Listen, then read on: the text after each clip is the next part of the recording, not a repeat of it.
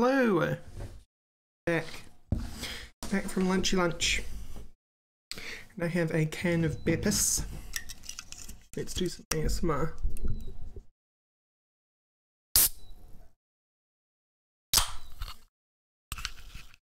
A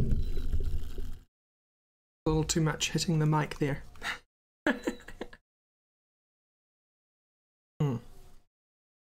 Ah, my lifeblood, the nectar of the gods. Okay.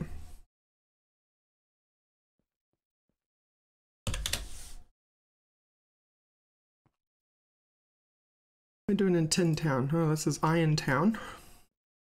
And that's still Tin Town. Going.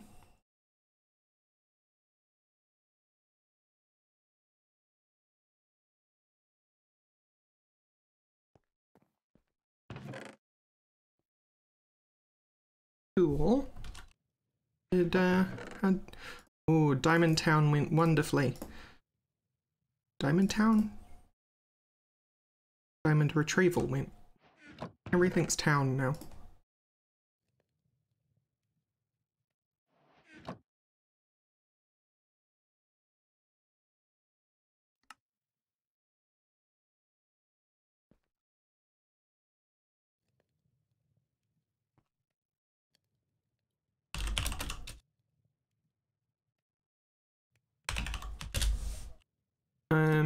I don't like stone torches. They make no sense.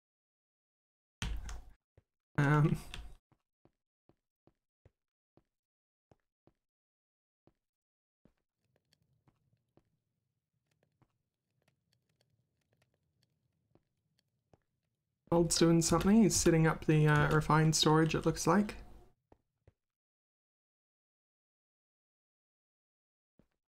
you have some way to charge this extractor? Will this work? Like it might.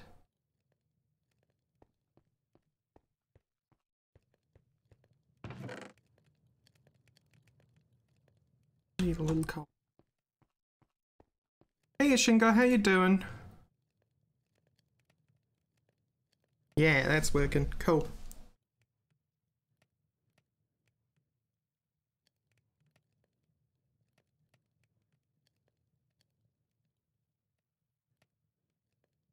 It's gonna take its time though, isn't it? It's certainly gonna take its time.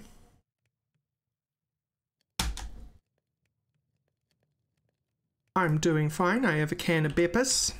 Vanilla Beppis, the nectar of the gods. Just got back from lunch. We're going to continue Forgecrafting here. I've got some stuff I want to do. This is what we're working on. This is why I need the exchanger though, because I want to swap what blocks I'm using.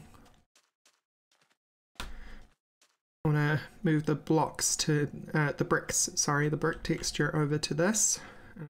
The raw texture over to this. So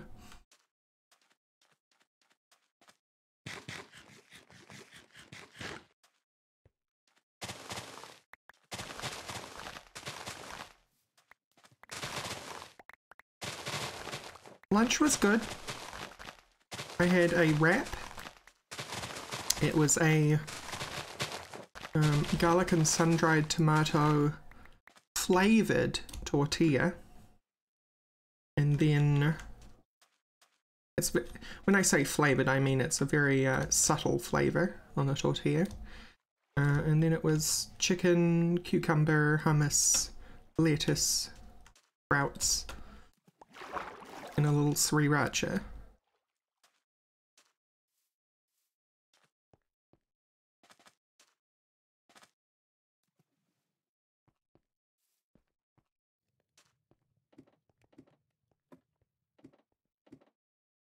That was quite tasty.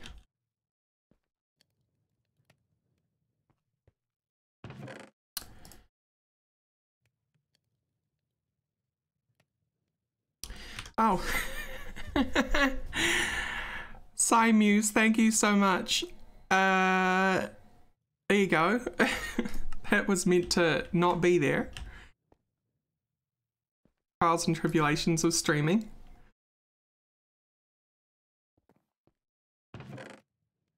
Thank you very much for saying something.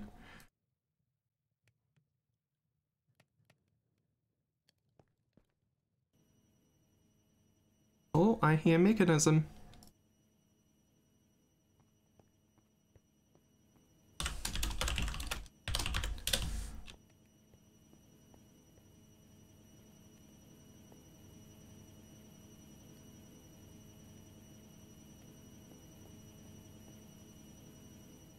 Okay. Oh, I see what he's doing. He's turning the bonsai wood into charcoal. Then gonna feed these fernators.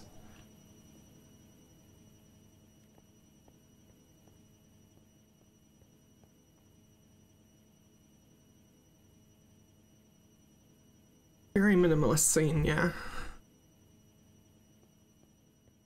Just my glitchy setting up scene. It's not even its final form. So I'm gonna hand make the text at some point and then re-glitch it so that it's actually pixel art text rather than what I've got at the moment, which is just rasterized text that I've put a gradient over.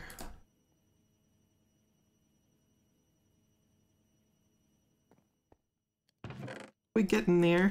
It's still on this is my third week of full-time streaming, so I'm trying to forgive myself for not having everything done at once.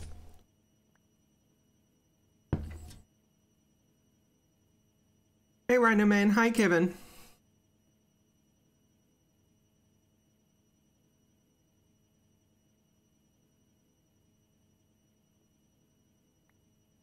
I know I answered your question, or your hope, Jun Paku, but I don't think I said hi to you. Hi. I did. You get double greeted.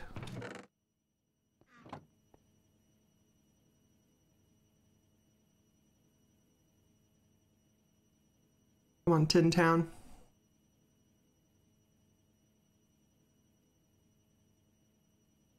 That slot.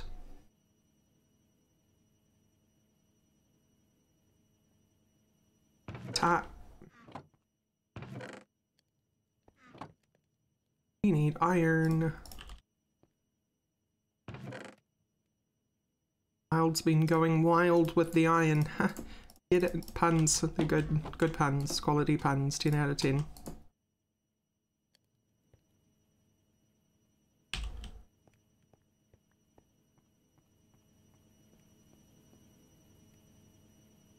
Oh yeah, I've been around for a while. A good while.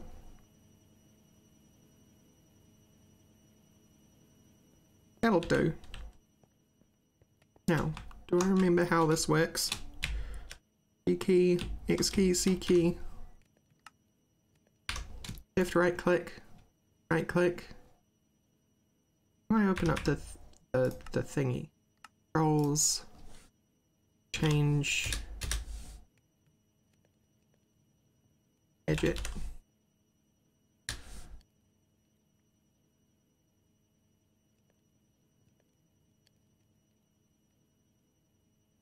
Connected area.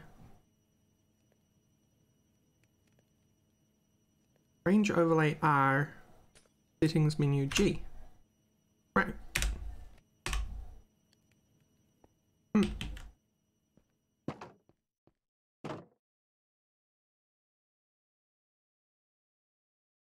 Better.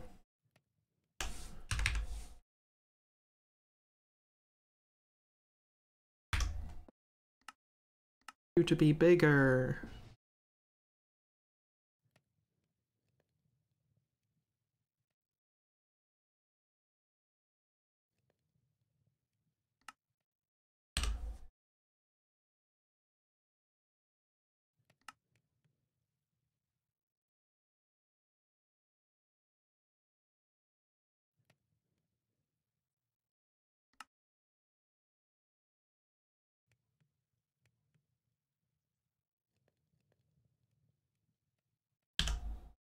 Ah, okay, because it was good.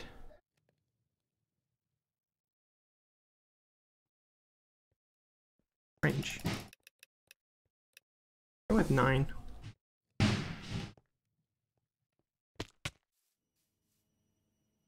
Sweep. No. Oh, because I don't have any Jasper on me. That doesn't help.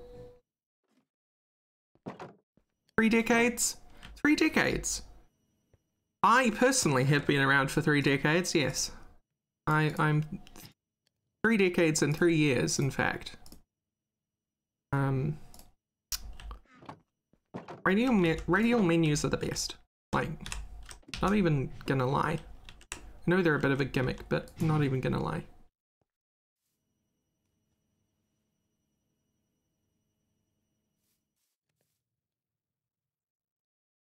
Stuff. We do actually have like a tasteful border of brick though. No?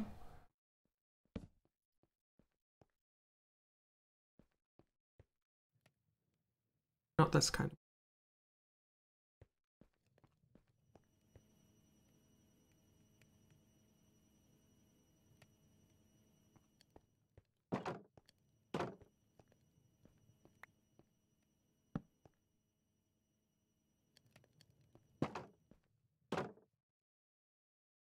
Now,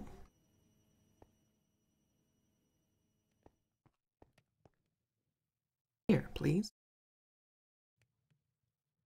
Good.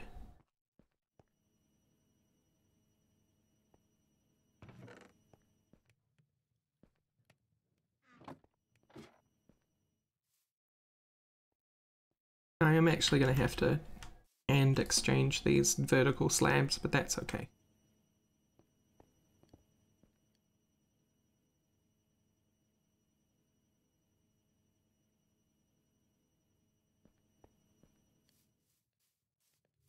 Oh, the harvest slime is gone.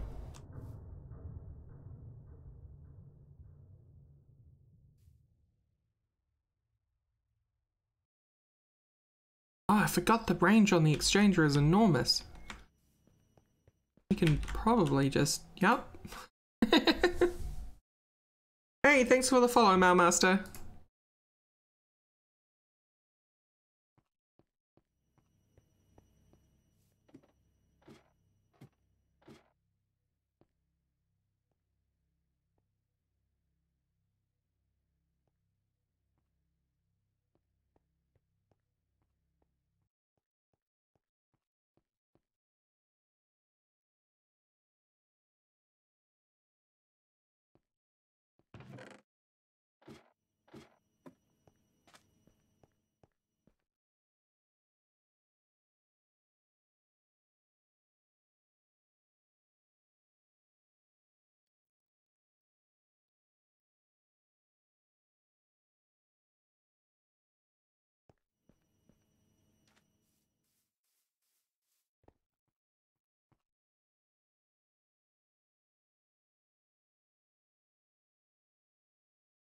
Back up.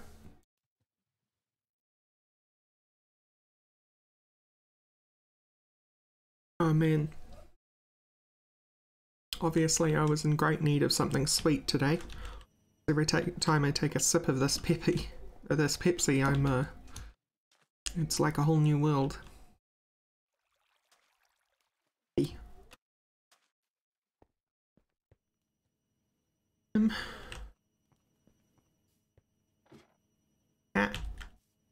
Thank you for the follow, Flint Sect. Welcome, welcome.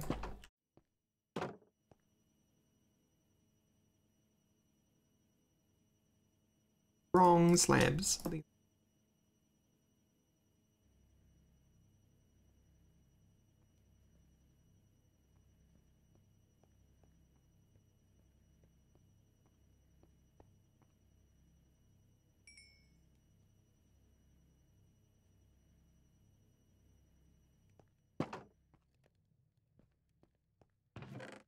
I wish. Oh, I wish, Solitary Bird. Oh, I would love it. I would pay them to be a sponsor. No, not really, but...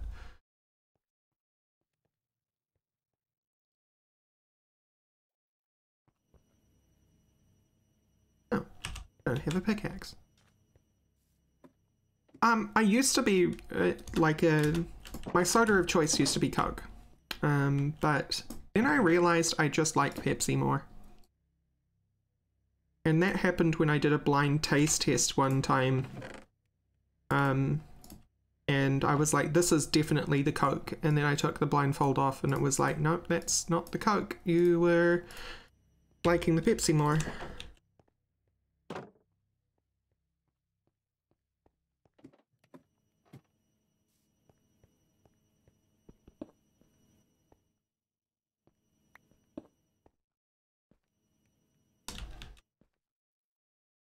Yeah.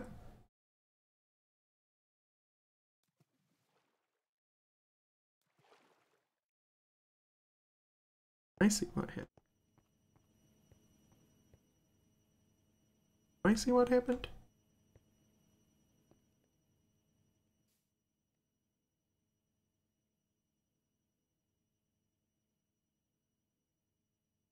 Huh?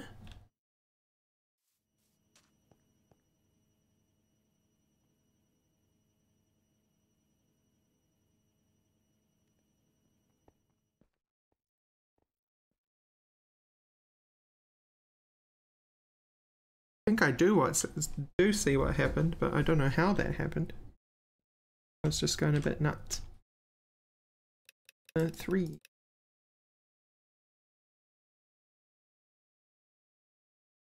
There we go. Okay. In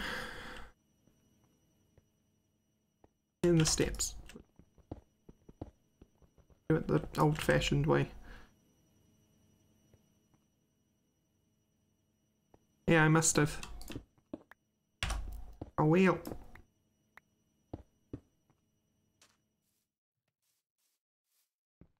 I am absolutely a fan of the new Minecraft textures. And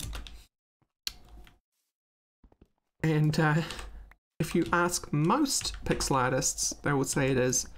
It's because like from a purely technical level, the textures are better. There is no accounting for taste though, so.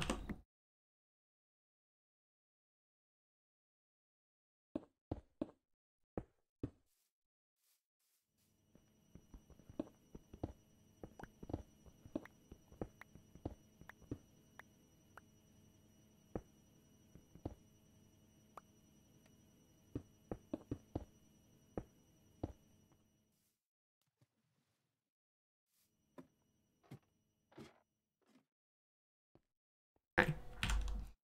So this should now give me a good idea of how we're doing. Now I've swapped the two. And this is without accents, this is just blocking in colour, by the way. Yeah, that looks like a whole lot better, actually.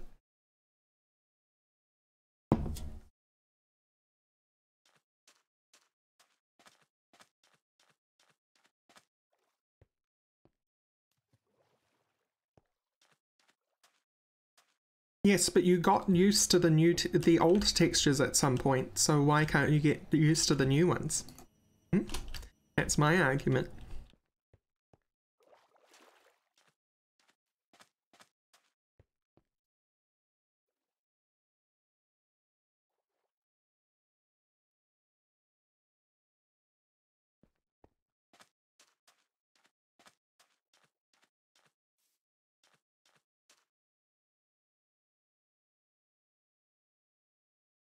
Doesn't work from that distance, that's okay.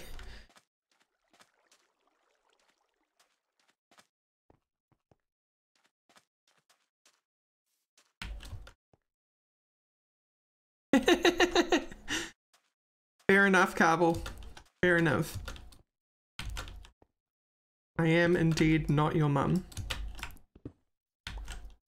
Am I still invited to your birthday party?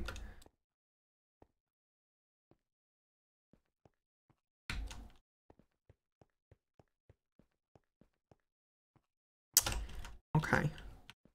I respect your decision.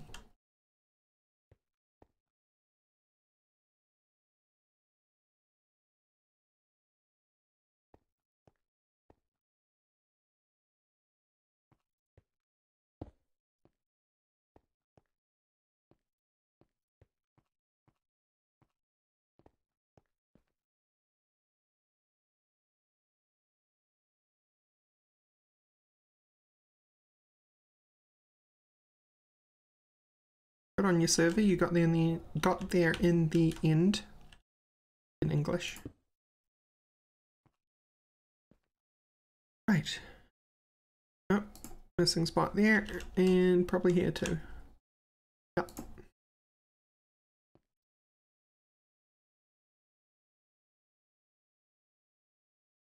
I do quite like Unity, yeah.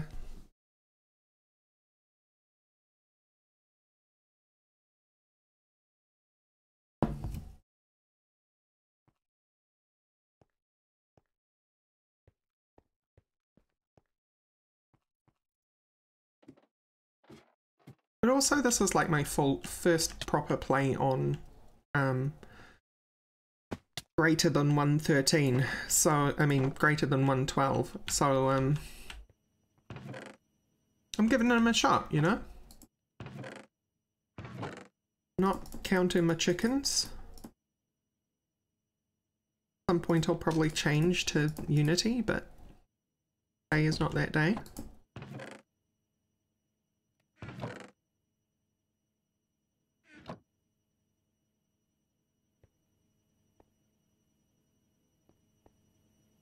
I think there's open Sortex, but I don't think the original resource pack maker is still around. Correct me if I'm wrong.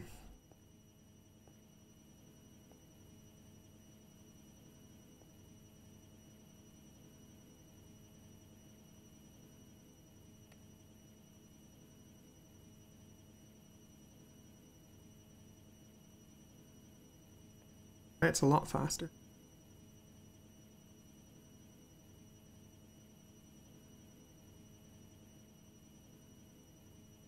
Wonder if I'm ruining his test.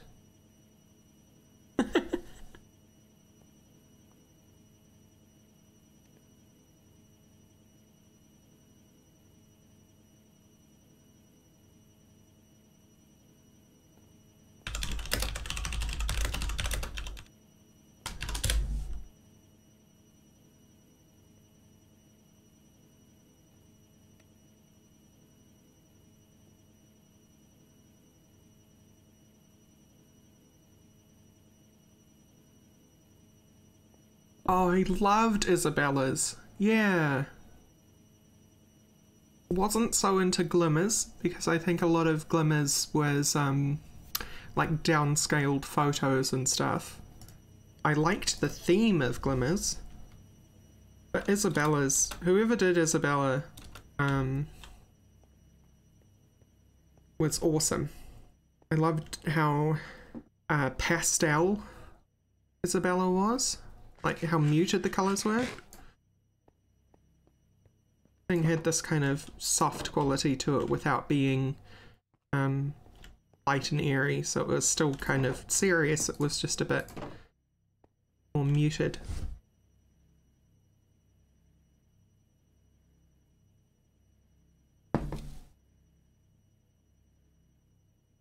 Yeah. A lot of the best resource pack makers moved on, in my opinion. There are some nice ones these days, but I have to admit I haven't really looked at them past Unity.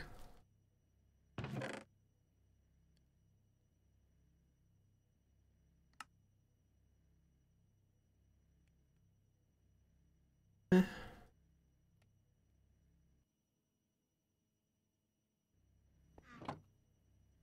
Oh.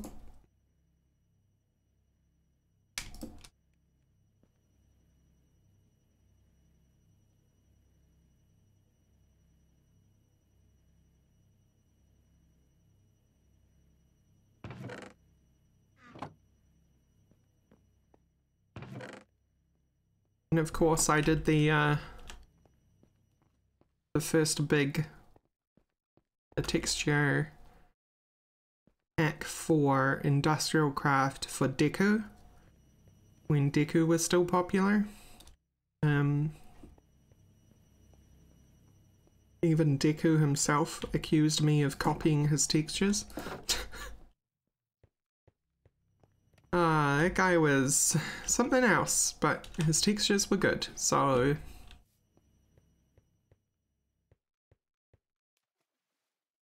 thinking... Yep, glowstone.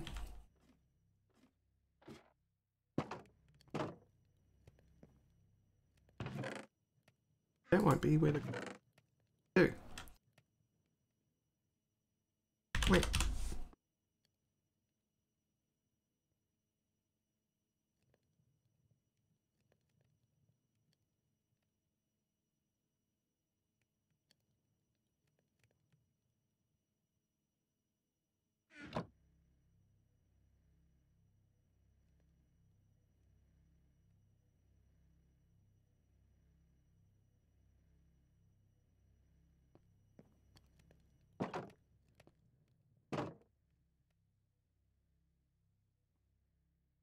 Yeah, I think that is why I gave up on resource packs in general. Is because I got heavily into modded Minecraft, and then inevitably there would always be the situation where the resource pack would be ruined by a mod that I was using.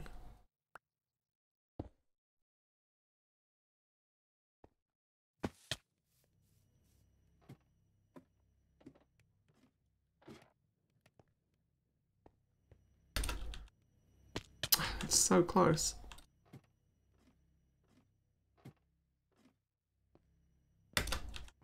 Here we go.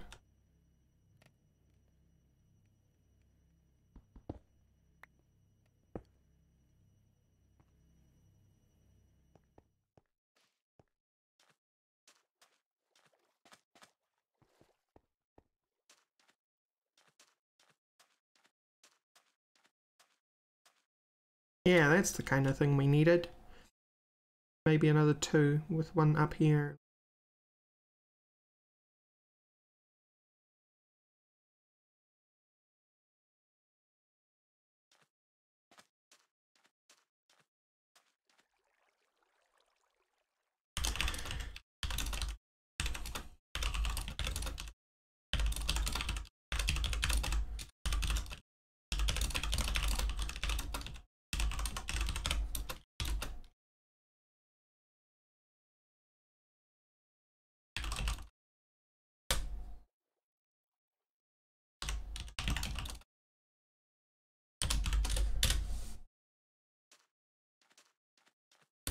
Whoops.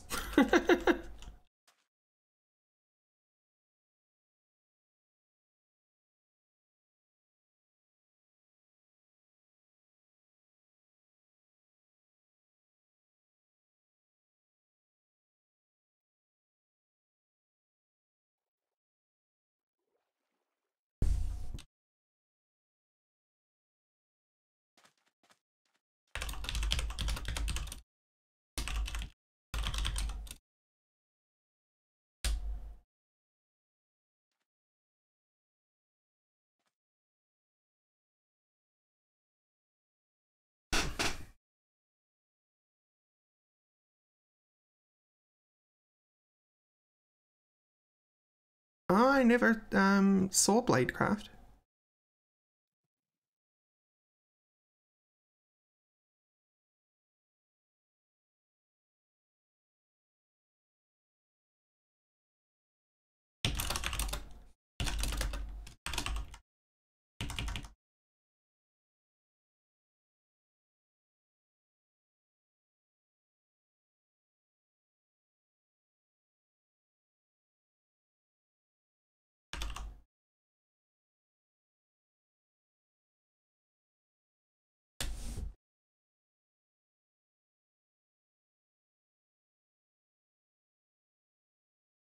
Tone is important.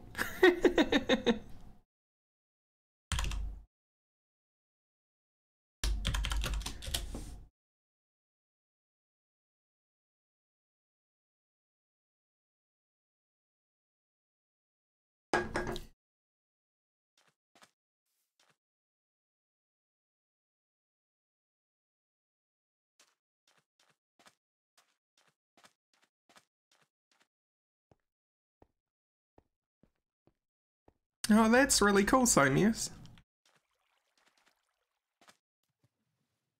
What an excellent setting to make a texture pack about, right? Like, Blade Runner is rad. Wish we had like, because you know how...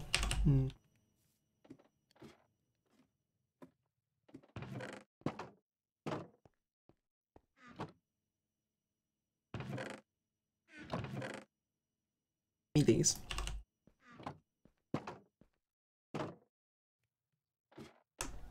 You know how folks do like indentations by using backwards stairs in the ground, right? Wish we could do something like that for this. Now I could use a vertical slab faced inward, but I'm feeling like that might be a little too deep. We could try it out anyway. I don't think there's any harm in trying it out.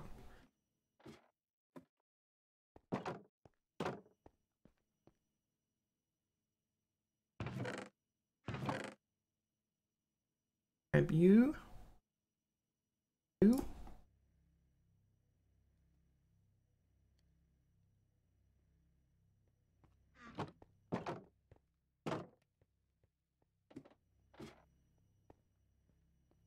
Yeah, if only there was sideways stairs, exactly.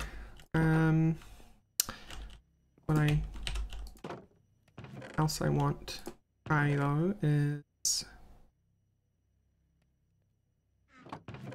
more marble, which will be enough to test with.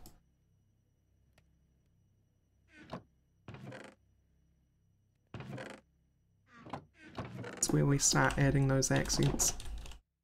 If this works out, that is. Right, so here's what I'm thinking.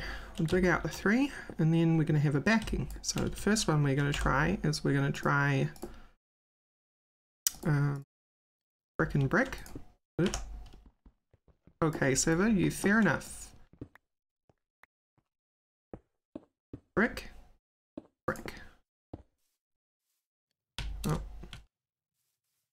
do this one as well. And that one.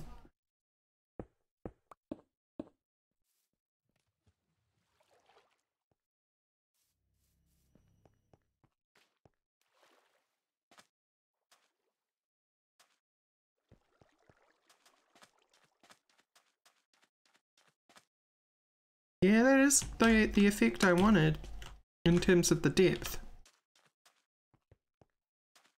Okay, now we'll try raw and raw. No, there's no micro block mod for 1.15 yet, so the best we got is vertical slabs from Quark.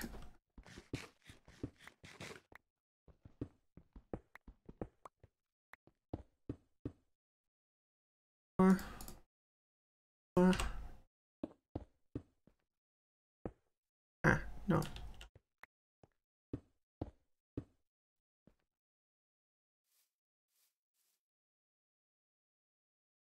Well, while I'm here.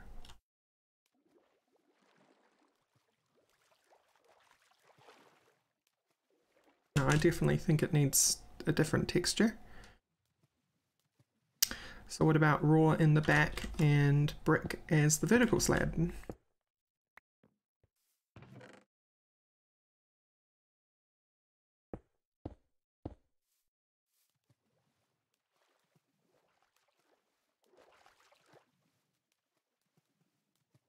Do like that. And now to try the one which I've got my fingers crossed for being the most promising.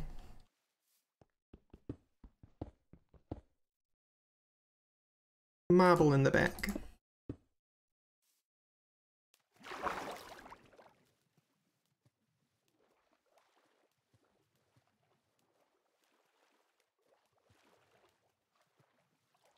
think I'm going to need a bigger sample. I'm going to do this marble in the back one. So all the way up. Excuse me? Oh, pufferfish.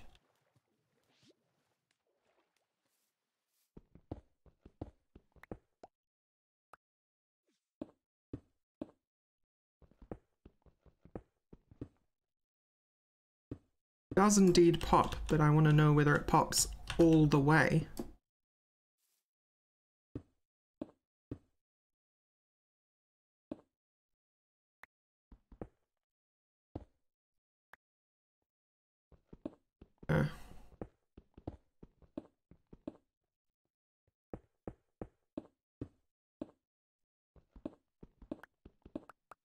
It pops, but does it bang? I am indeed building with one of the best.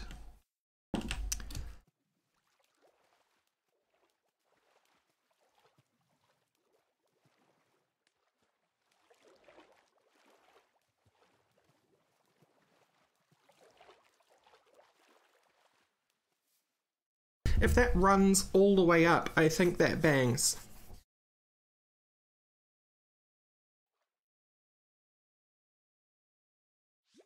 So we're gonna have to go marble quarrying, but that's fine.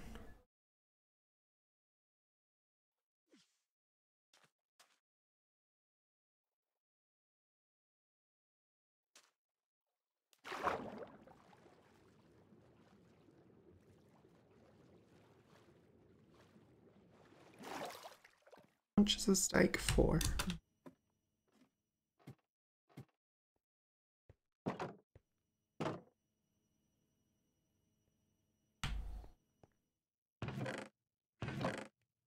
For now.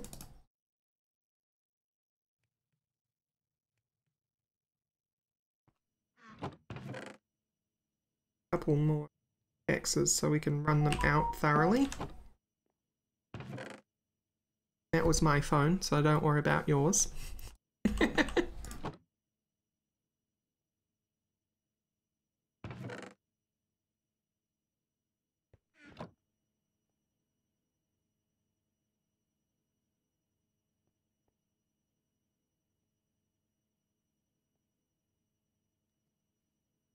I could do some exchange mining, but I think that'll be ugly.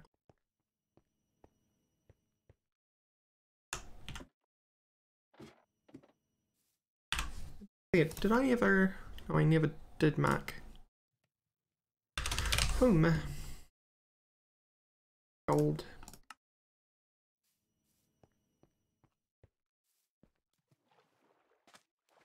How are you doing, Nicktastic, anyway?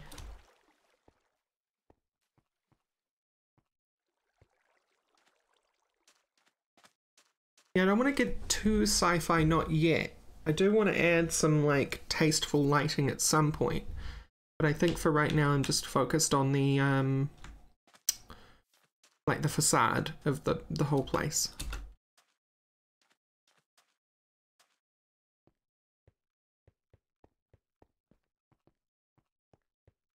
Oh, rad. Well, not rad, because you guys are on the front lines. Salute. I salute you. You guys need hazard pay, to be honest.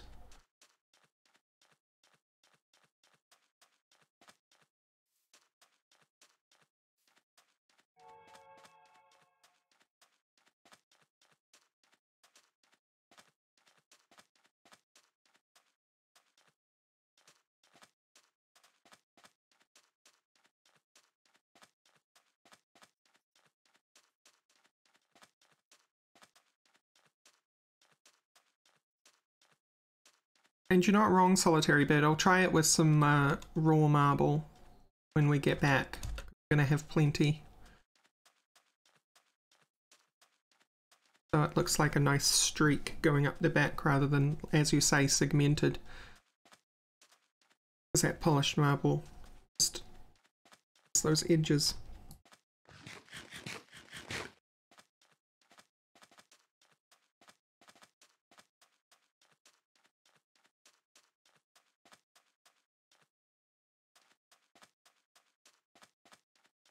Do you think your work will be conducive to that idea? Because I know some places are thinking about that, but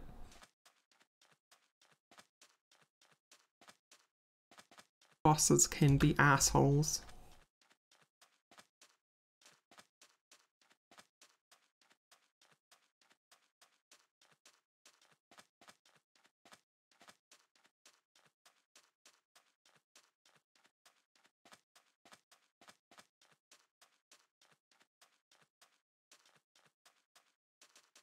So sorry, Hillside, you're gonna look like Swiss cheese soon.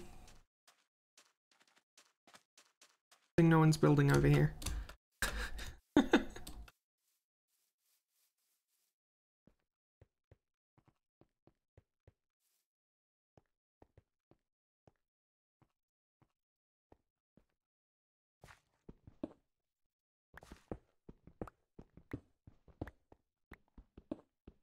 Really do with a hammer though. We have tinkers now, I think. Yeah, we do. Oh, but the tools aren't.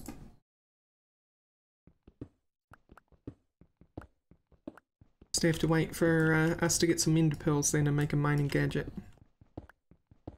Nope, no Forgecraft ready for 115 gigabyte.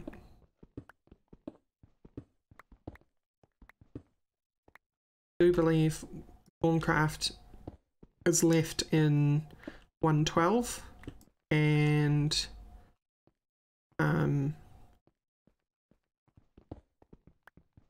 my lord. Author behind Thermal Exchange is the one that took it over from Asinor after Asinor left the community. Or retired from the community. No, nothing from Thermal's out yet, because he's really busy.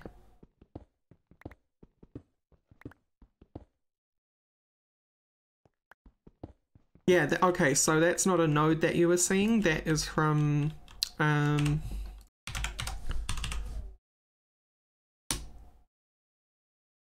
Elements of Power, I think it's called.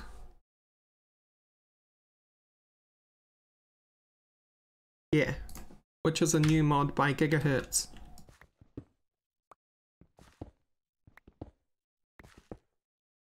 King Lemming, thank you, Rhinoman. Memory is awful today. I am probably going to have to, like, make peace with the idea that I'm going to have dementia when I'm older. And Solitary Bird. Thank you too.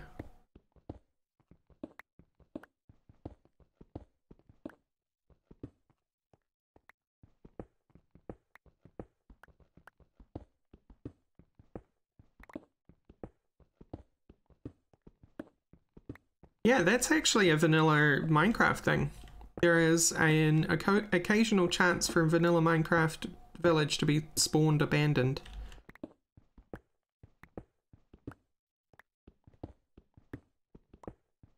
Asinor has also stepped down from the modding community for the time being. He's on, what do you call it? When someone's retired but not retired? Leave of absence?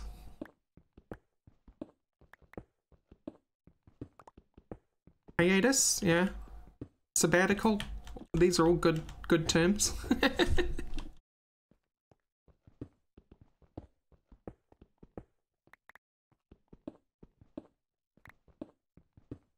I think hiatus is the more correct one though.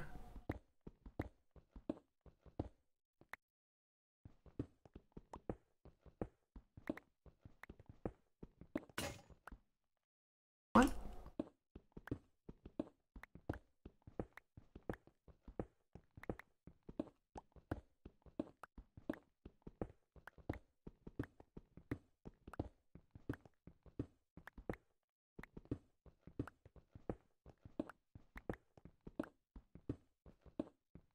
If I was to guess, I think it's probably because Asinor has kind of finished his game development education. And he's kind of preparing for entering the world of game development for real.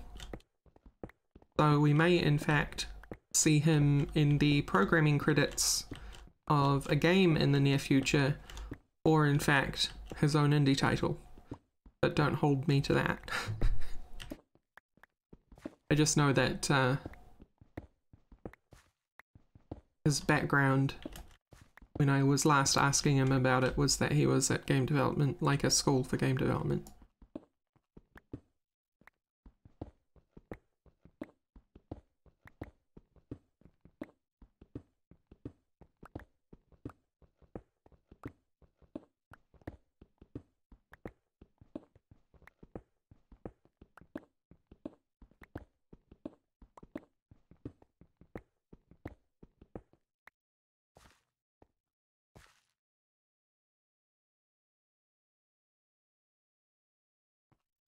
Does hiatus not imply someone might be coming back? I guess hiatus is more up in the air, isn't it? As sabbatical is more definite.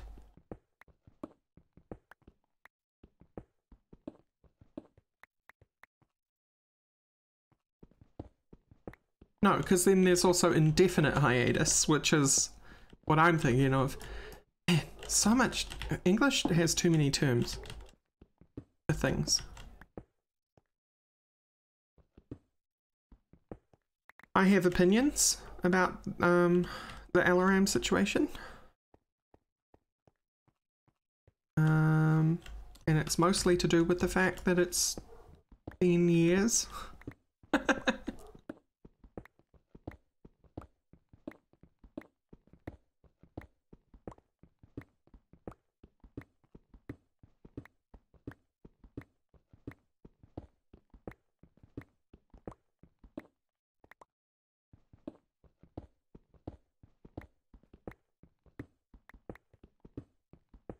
I mean, Alaram could, in fact, prove me wrong. However, I have never seen an indie project get off the ground after this many years of solo development.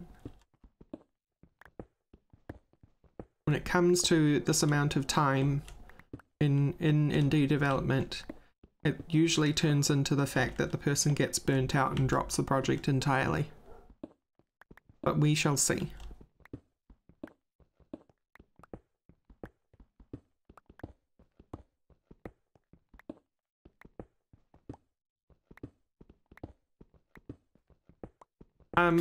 She's making a voxel game like Minecraft. Just going to be more technically focused, kind of like Red Power.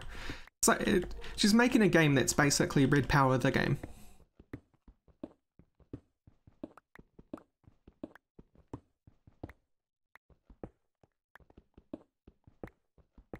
I mean, really, I have no place to have an opinion myself, but I do. I have no idea why my hunger isn't going down. What the heck is going on? Been digging.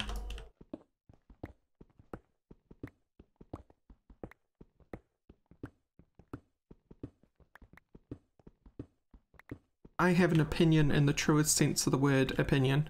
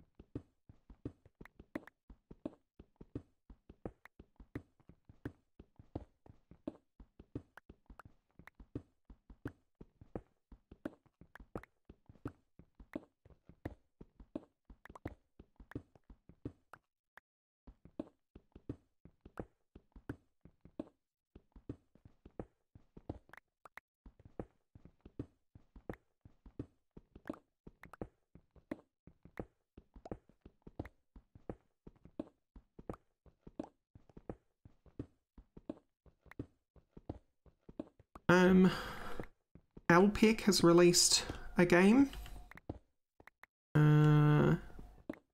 which we played on Friendly Fire a couple of times, which was really, really fun. It's a really cool brawler, like multiplayer brawler, top down. And then Bazkey has released an RPG. It's free to play.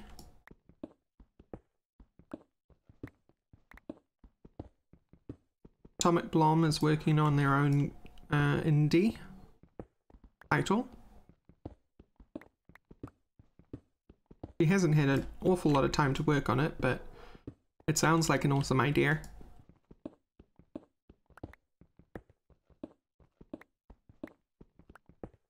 Missing anyone with their own creative endeavors?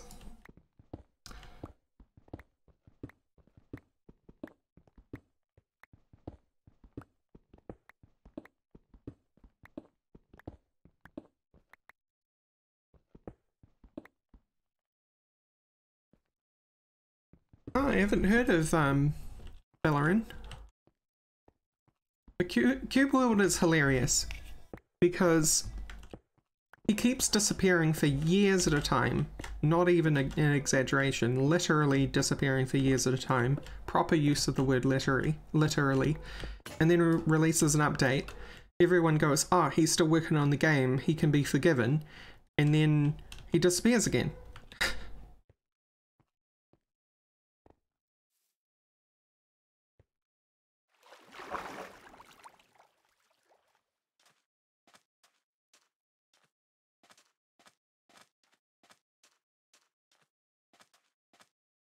Yeah, well, that'll be a monster spawner. Good thing we're not out here.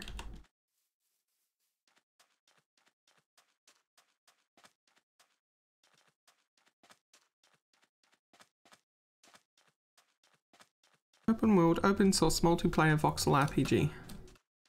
Game is in its early stages of development, but is playable. And I guess what I'm asking Carbel is... Oh no, Rust. I guess my next question is, when you say voxel, is it got voxel destruction, like say Minecraft or Vintage Story or Forgecraft or...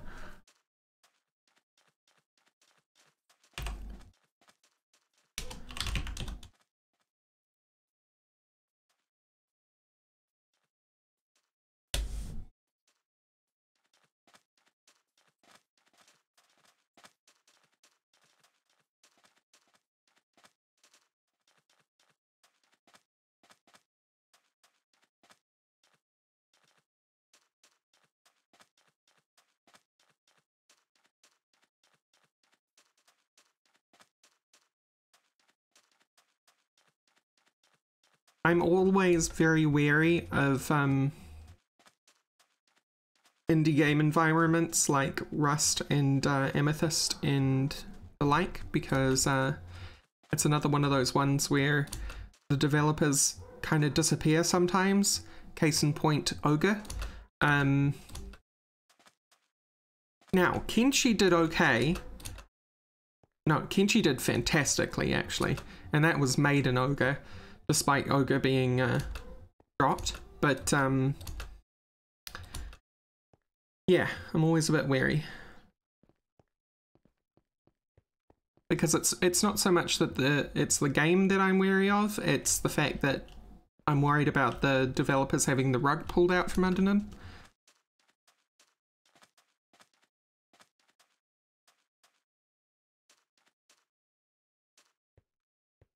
Oh, I thought Rust was an environment, but okay.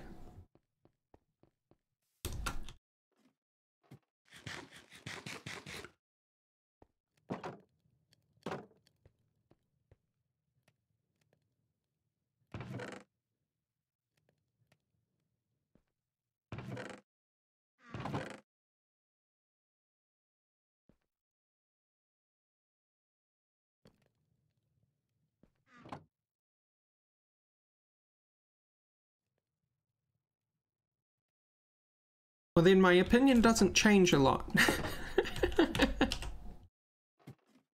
Because, you don't hear much about successful software written in languages that are uncommon.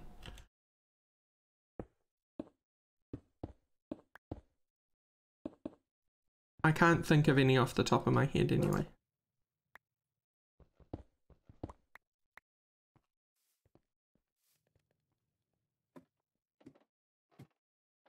What's Dwarf Fortress coded in? I thought it was C.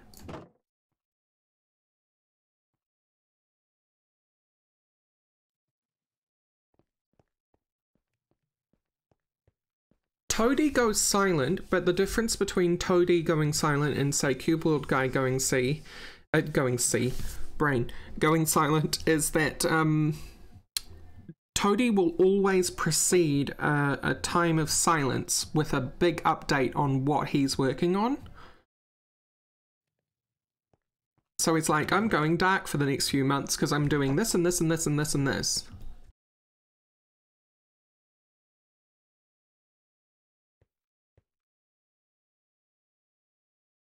Yeah, and he shows up at conventions and things is another good point.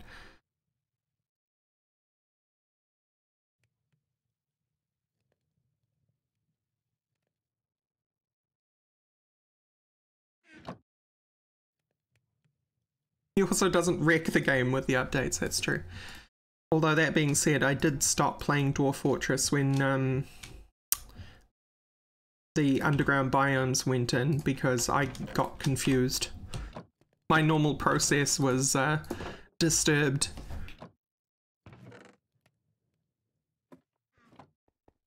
And I was like, oh no, how do I deal with these trogs and underground mushroom trees, and I never bothered to learn. And then minecarts came out and I was like, oh no. Like the oh no comic guy.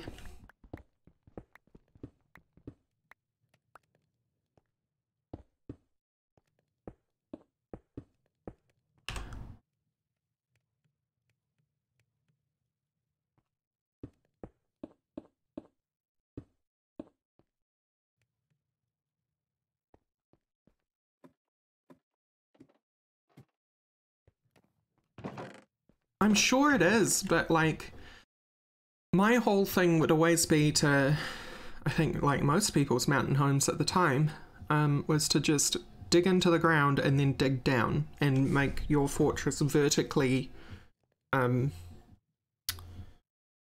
dense. But you can't do a vertically dense base with these underground biomes because you might smash into an underground cave, and then what do you do? What do you do? You need like a proper functioning military early in the game. Blew my mind. I'm very interested in the graphical version. I will damn well be streaming it when it comes out on Steam. There will be no doubt.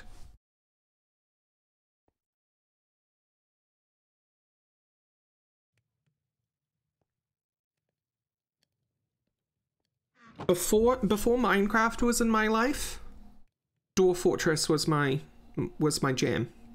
I have thousands of hours in Dwarf Fortress. I was one of the first people to make a an obsidian farm, an automated obsidian farm. I have a really famous post, which could probably still be dug up these days, which is about my crucible blacksmith, which was this big underground structure I made out of for lava forging.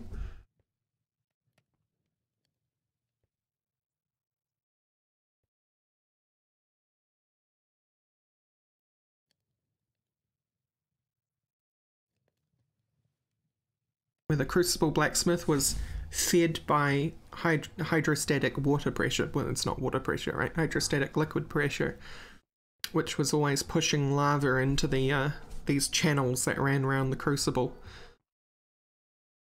for the lava forges. Oh, you bet. Me and Eurus get along. Eurus is usually my judge.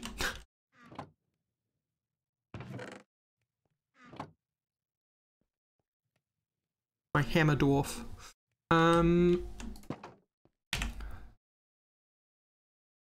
Good, I was looking. I get very excited about Dwarf Fortress, I'm sorry.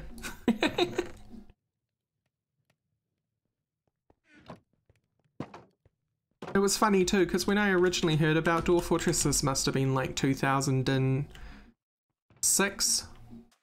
A friend of mine who likes really like the indie of the indie, right? He was like, here's this indie game. And at this stage, I didn't really understand ASCII games because I'm not that old school a gamer. And he was like, this Dwarf Fortress game, I think you would really like it. And I was like, nah, this is bizarre, dude. What am I even looking at? This is, nah. And then I just dropped it. And then like 4 years later, I don't know whether my timeline is correct, by the way. I'm just guessing. I started watching a Dutch YouTuber, Ducky or something. What was his name? Who used to do Dwarf Fortress. videos, and by watching his videos I kind of started to understand the language of Dwarf Fortress and what was possible, and that's what got me into it. And from that day forth, Captain Duck, thank you. Yes, Captain Duck. And from that day forth, I just thousands of hours of Dwarf Fortress. And it was all about that mushroom wine. I can't remember what the mushrooms are called now, but you know the ones I mean.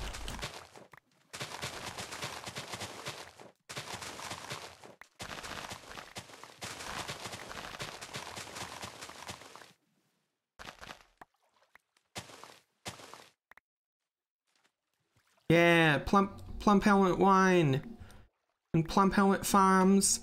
Just that concept. When Ducky like, oh, you can build this farming system, and you can have the dwarves turn it into wine, and they love drinking wine because like water is basically poison. And I was like, damn, this is my jam. Cave wheat. Oh man. I love Dwarf Fortress. So yes, I definitely think, Solitary Bird, you were totally correct. The raw marble looks boss in the background there. And I definitely am happy with how this detail worked out. So we are going to continue that up the side.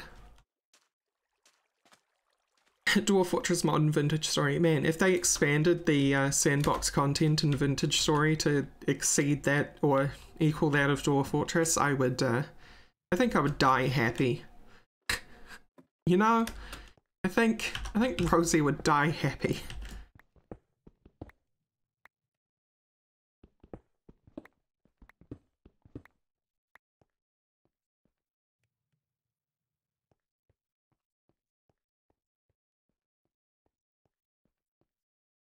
Yeah, I know there's a lot that's been changed, and when I actually do end up playing the interface version, I'm gonna have to, it's basically like I'm gonna be starting from day one.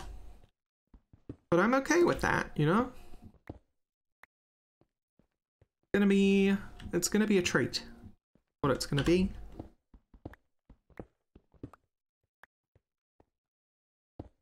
Ah, wait, no, that is correct. Exactly what I want.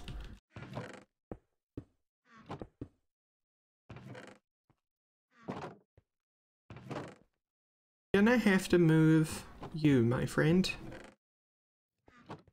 Wild, I'm so sorry.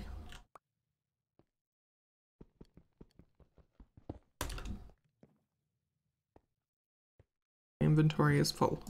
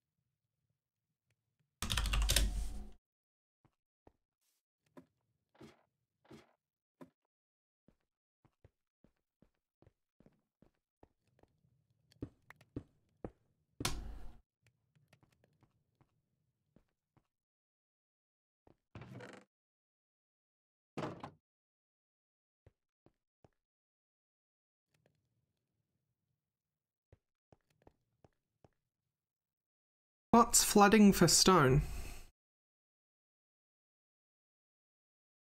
Is that where you like flood underground caverns to clear it of the ghouls and the ghosts?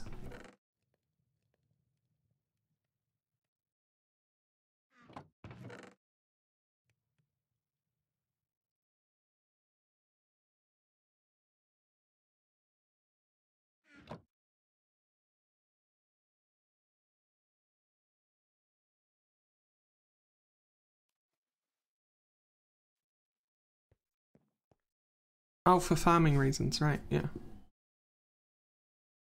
How did you used to get water? I can't even remember the process. You used to get water to your farms normally, back in the day.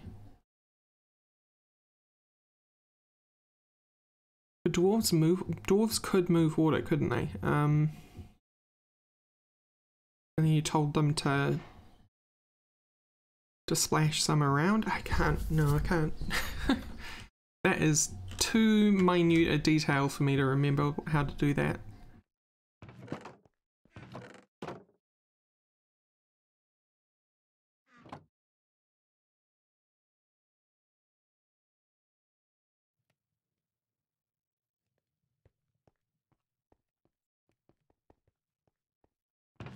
Yeah, new screw pumps was the thing, but early game was the one for me, for that I was wondering about.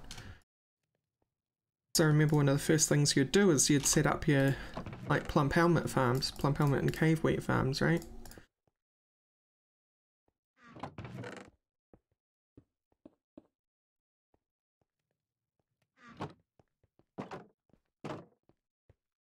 Okay, so now I have to go stand on the sand dune so I can figure out what I want to do the rest of this cliff face.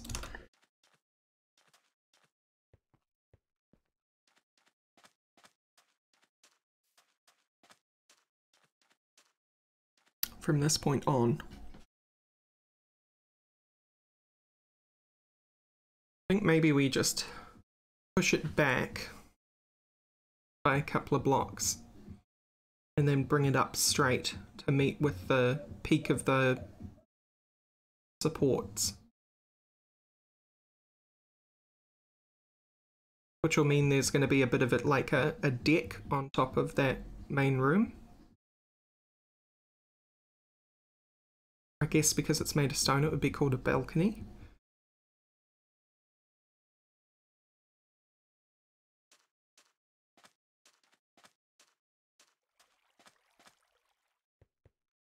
Yeah, I think it was designating a pond.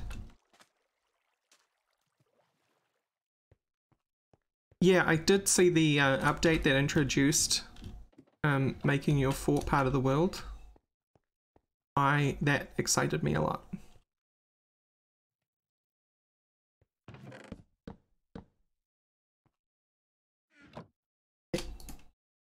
There we go. We want you to meet the top there.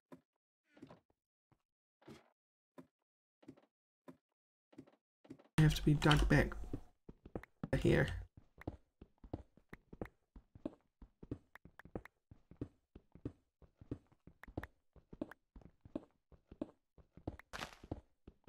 There was some fun though in building up a fort, abandoning it, and then visiting it in adventure mode and battling through. Because of course it was inevitably taken over by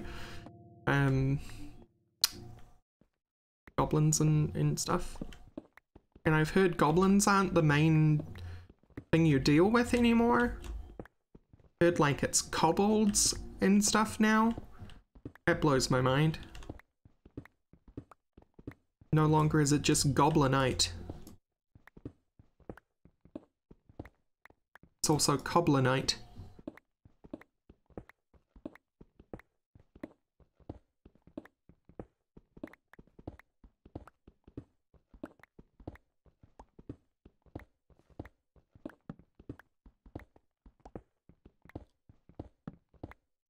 It was always fun designing a fort that ran with its forges running on goblinite.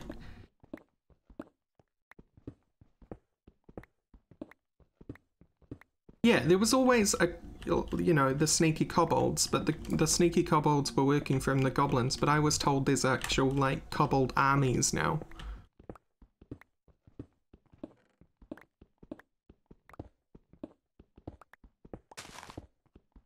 Because most of the time, back in the old days, before the Kevin update, you would just run into the sneaky kobold. It would alert you. You would go and go to it, unpause, and then it would just run off.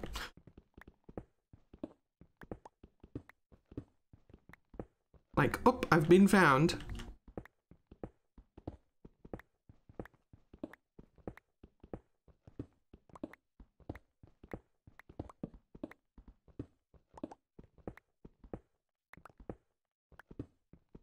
Yeah, you could, by the time I stopped, you definitely could settle in an area with a giant spider cave and have a giant spider cave silk farm. But, yeah. Romances and vampires. So you can get attacked by undead armies now, other than when you settle in an undead area, I mean. Haunted area.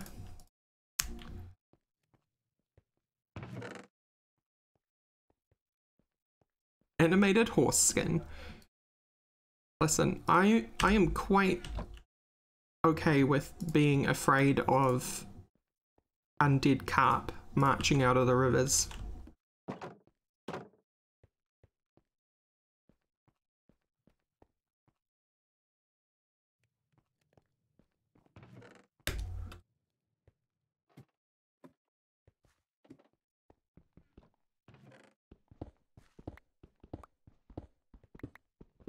And once I dealt with an undead whale because I settled in a haunted beach.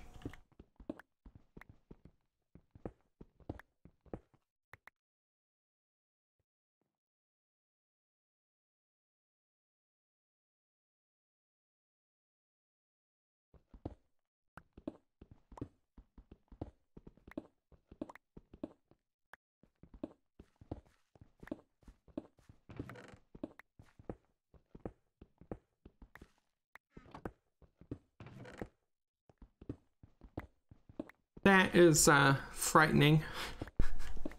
I just imagine like a the name of the movie with Ash, an army of sentient skeletons.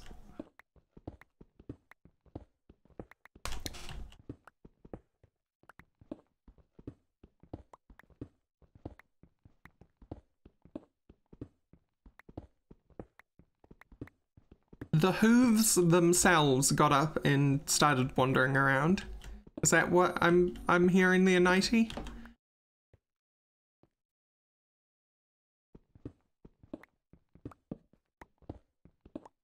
What I want to know is how did the hooves detach from the horses? Must have been an adventurer who was very particular about the way that they slaughtered their horses.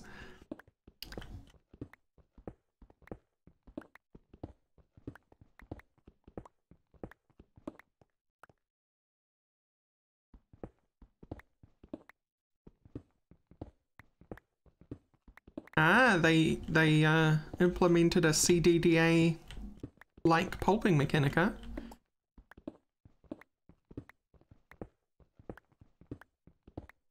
You smash a body enough, it won't come back. That's why you always make your dwarves mace dwarves. Mace dwarves and mace dwarves only.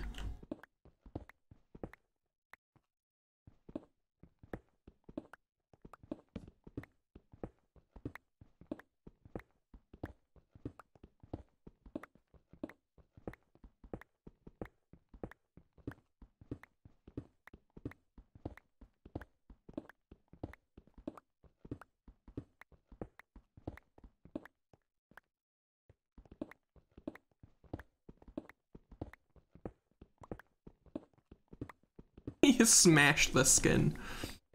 Dear God.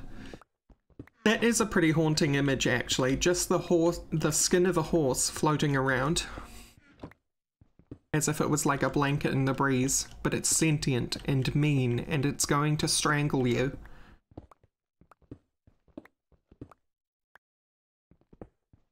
Like you can see it aggressively attaching to someone's face and suffocating them.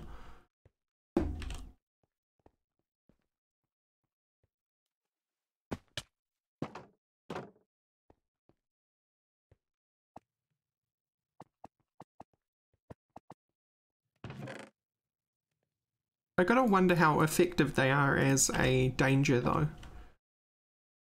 If it's just the skin.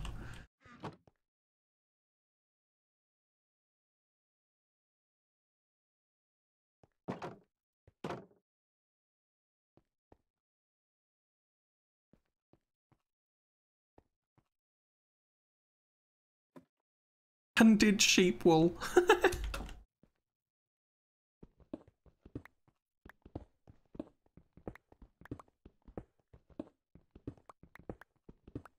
What was the sock made of? Mithril?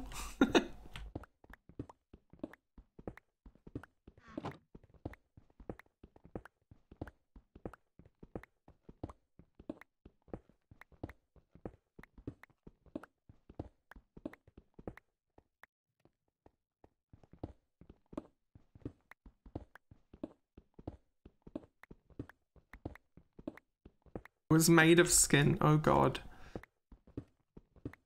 Was it made of horse skin?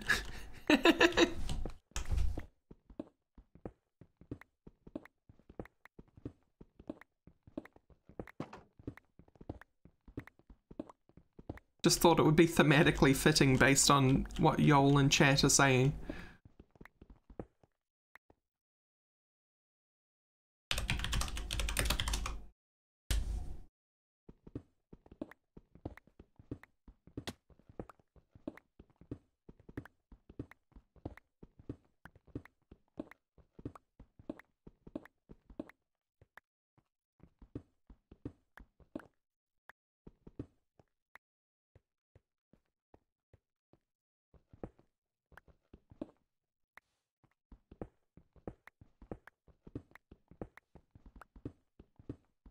And just see a demon slapping goblins with a skin sock.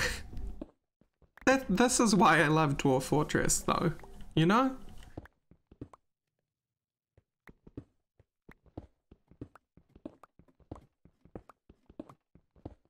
I mean,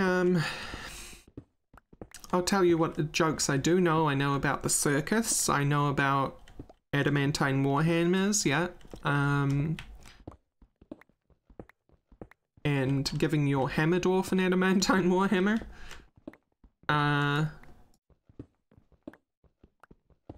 Your hammerer, sorry, not hammer dwarf.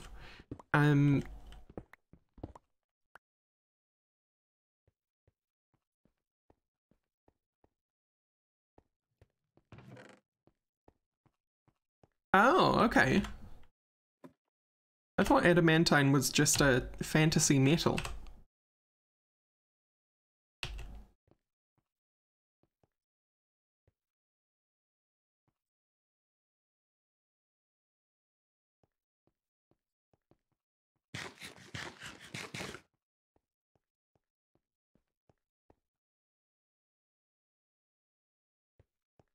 Yeah, Slade makes sense. Slade is also a type of stone, though. So the band would be named after the stone. But I can see Dwarf Fortress making a reference to a circular reference.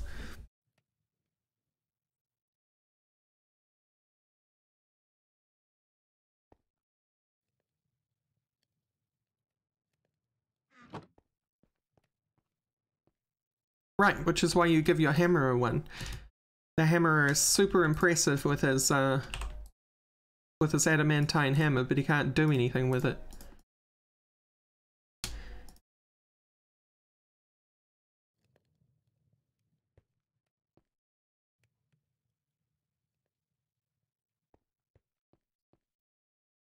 Yeah, in Dwarf Fortress, adamantine is really light, which is why it makes really good swords and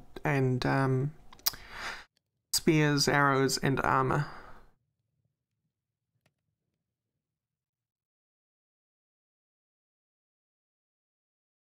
But it does not make good hammers. For hammers, you want, like, silver. And then you can call your dwarf Maxwell.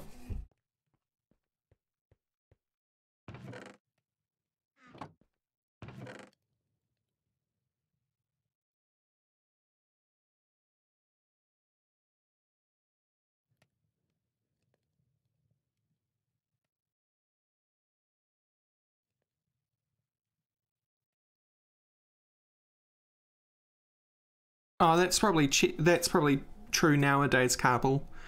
But back when I was playing, silver was the best. I don't even think I remember platinum being a thing. But I can totally see that it probably is now.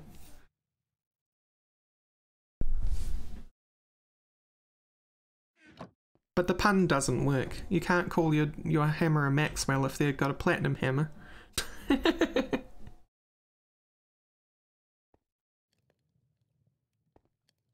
Bauxite screw pumps, go, go, go.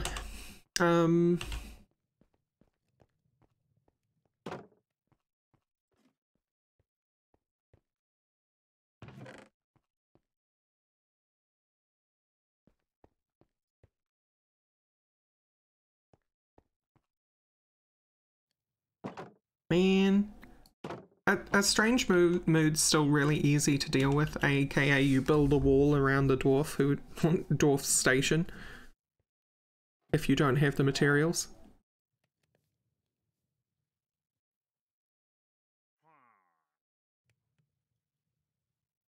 Ah, is silver finally soft, is it?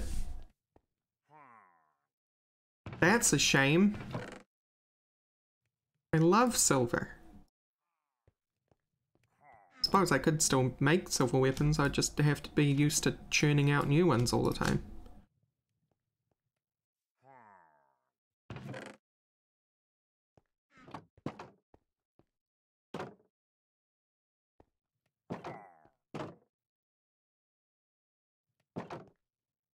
Got pillagers.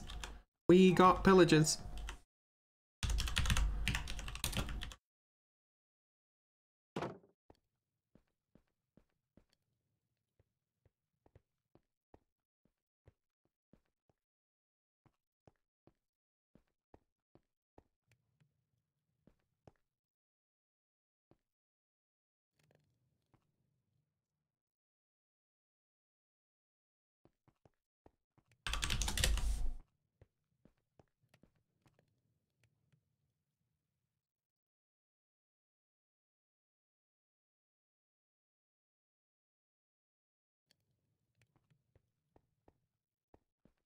Glass discs, yeah. I remember one player that I was keeping track of in the forums was making a green glass city. They started in a desert and just turned the entire desert into green glass.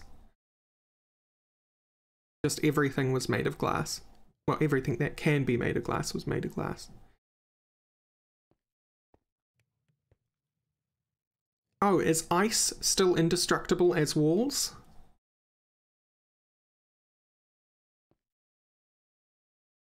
Like heat?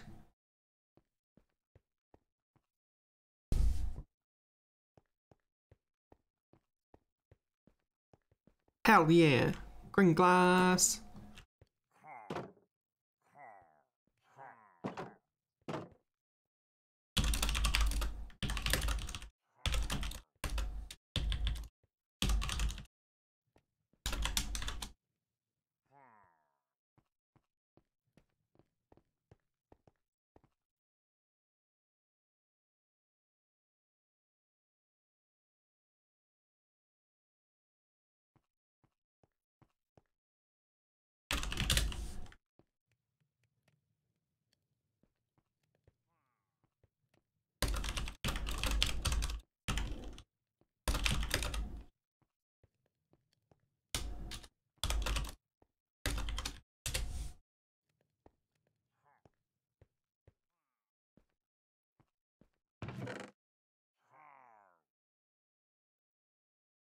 that's good.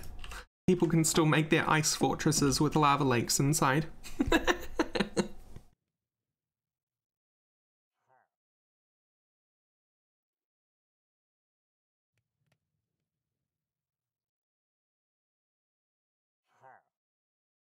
I very deliberately tweaked world gen so that I would get a lot of lava pipes and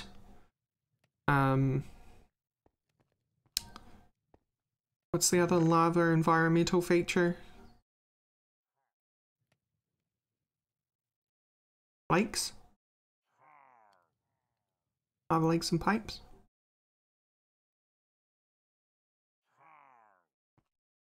Nah, world gen. Hell is everywhere.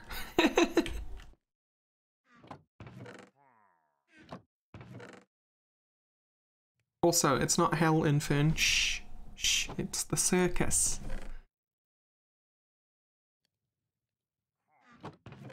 The circus is everywhere.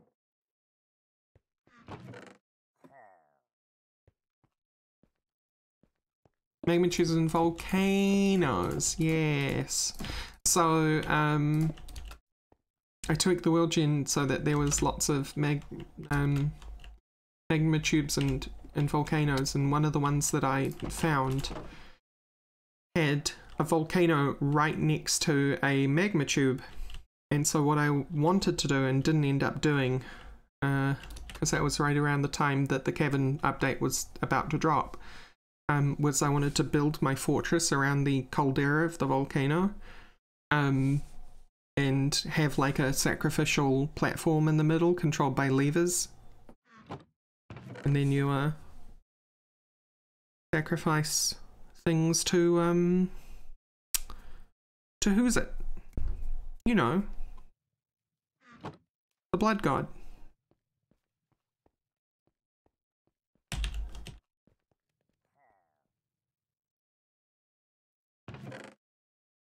No, there's no boogeyman when I played.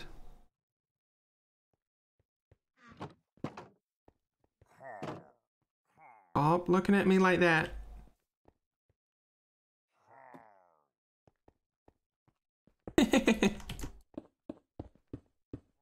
Another good idea is you do the same volcano idea, right? Except you build the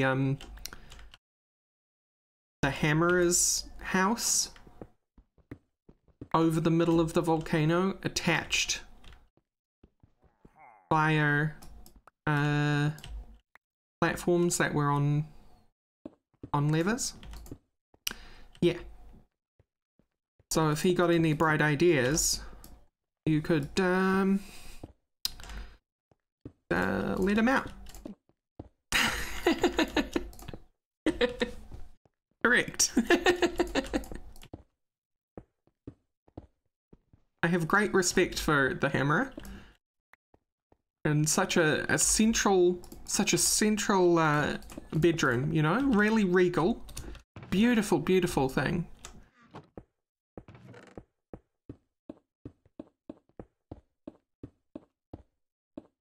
And don't you mind the mechanical attachments here, Mr. Hammerer. They're yeah, the air conditioning. That's why they're installing gears in the floor, it's the air conditioning.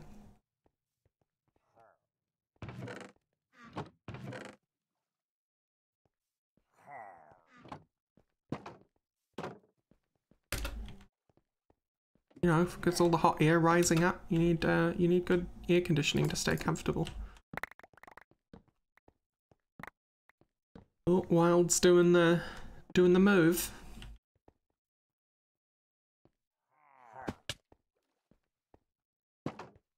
One did he take? He took the stone ones. Okay. I'll help. Well, my inventory's full.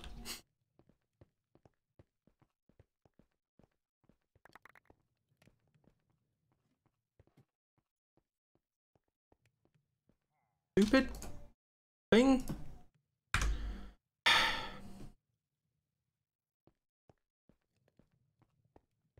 Roll wheel has doomed me.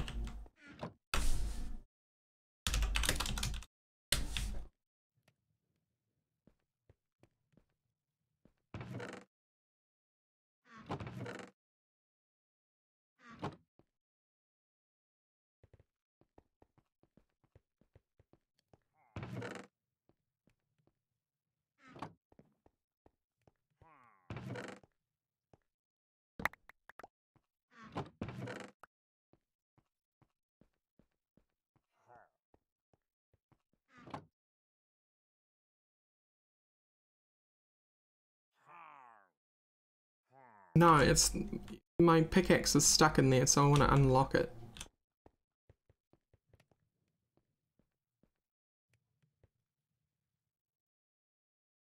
Where's my...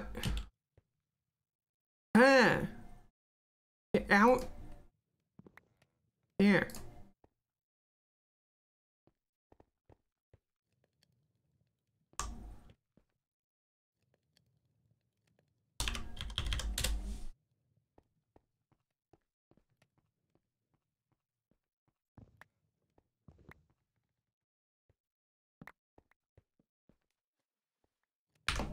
Where is the grid? Is this the grid? This is the grid. That's the grid. Okay.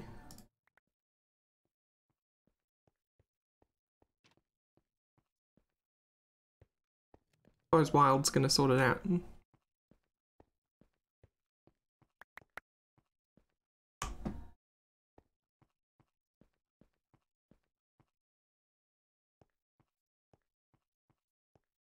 There's just not all of this in here, to be honest. A whole lot. Oh.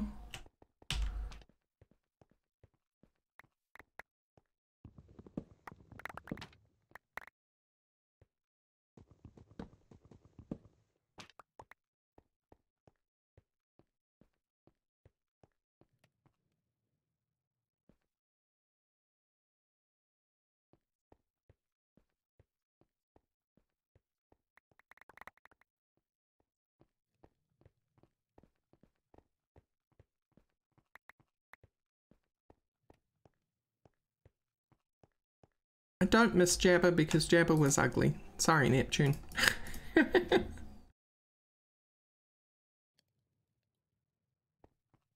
didn't like the texture, that's all.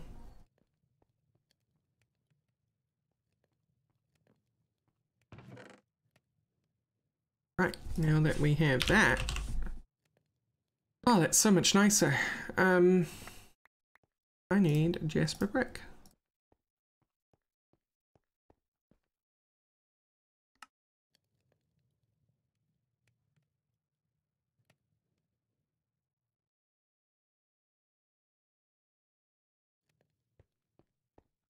Storage dwarves.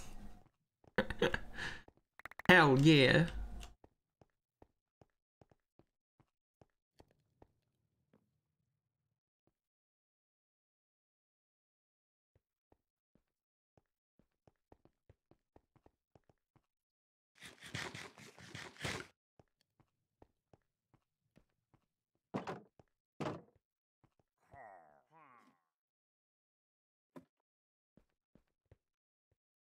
Okay, I think how we handle this particular...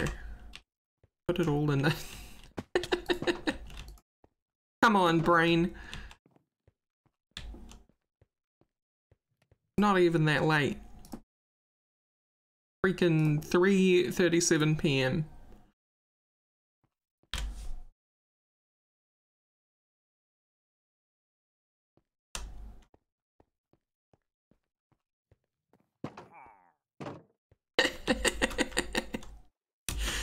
Ah, Feral, that is brilliant. 10 points to Gryffindor.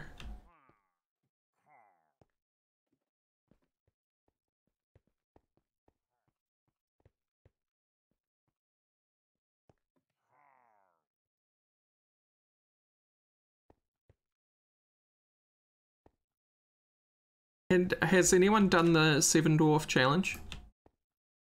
Just no immigrants whatsoever and just the 7 starter dwarves?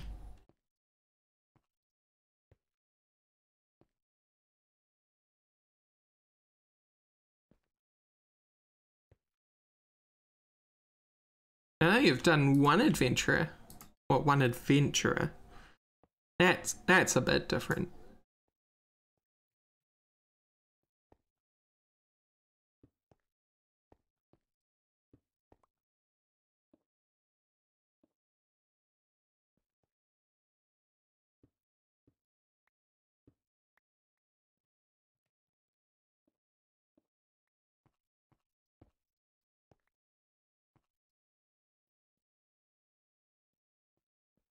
No, what have I done?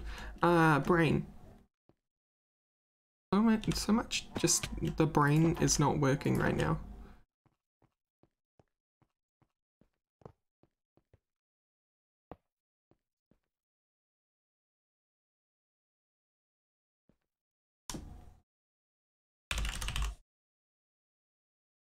Oh dang Jasper.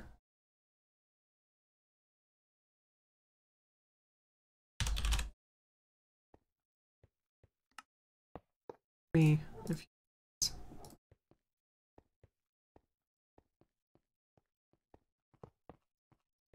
Thank you, Irish, for the follow.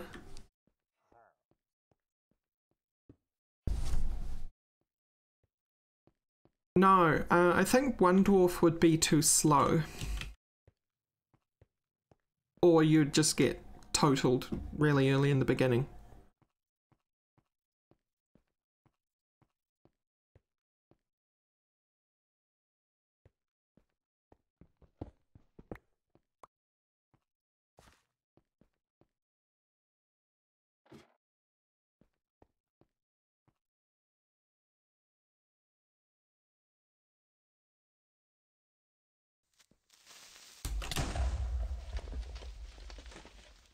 Well, that's my fault.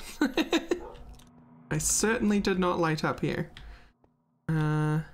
Oops. I was too preoccupied with the fact that my pickaxe was running out when I was last up here.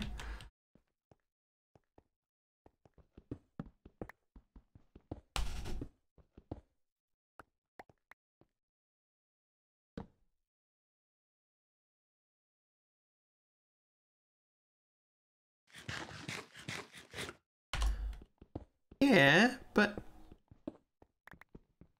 adventure mode's so different to the dwarf mode. The challenge is fortress mode. One person. I don't mind if you end up as a vampire dwarf. Alright, the challenge probably doesn't mind that you end up as a vampire dwarf, although the vampire stuff wasn't very robust when I was last playing. That certainly could assist you, but adventurers tend to far exceed fortress mode entities.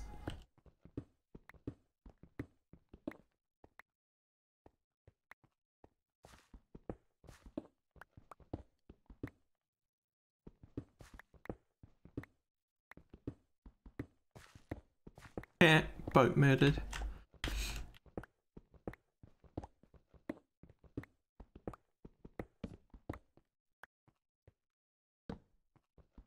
I don't know that the 20 dwarf thing was in, or there was some tweak to the configs that made it so invasions. I just don't remember that part of the 7 dwarf challenge was that you were still invaded. Here, you zombie.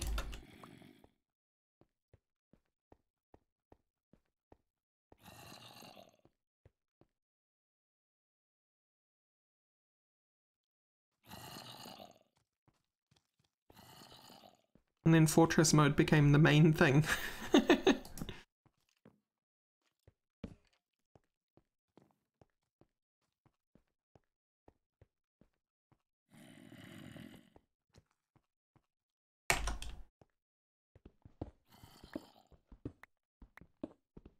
mean, Crunkspleen, that's kind of like me, except Caverns. When the Caverns update came in, I was like, okay, I don't know how to play anymore.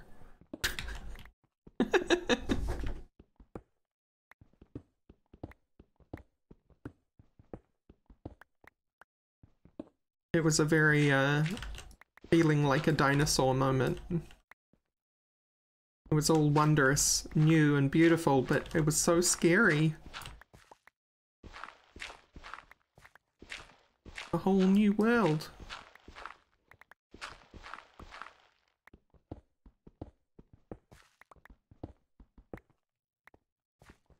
And then minecarts came in? Man. Minecart sounds rad.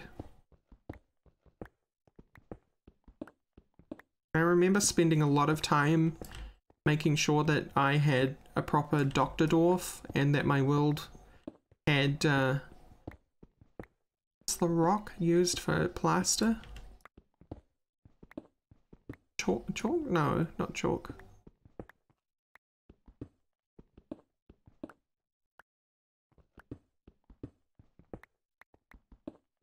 Gypsum, yeah.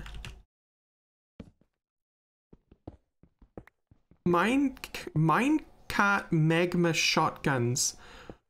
Oh my god, that sounds incredible.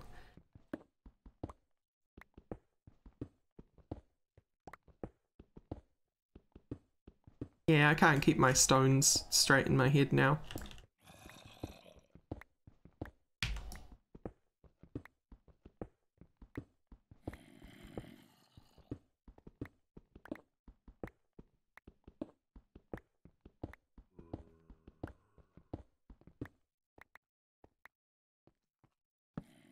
So is a minecart shotgun when you just fill the minecart with a whole lot of random crap and then let it go on a very steep rail?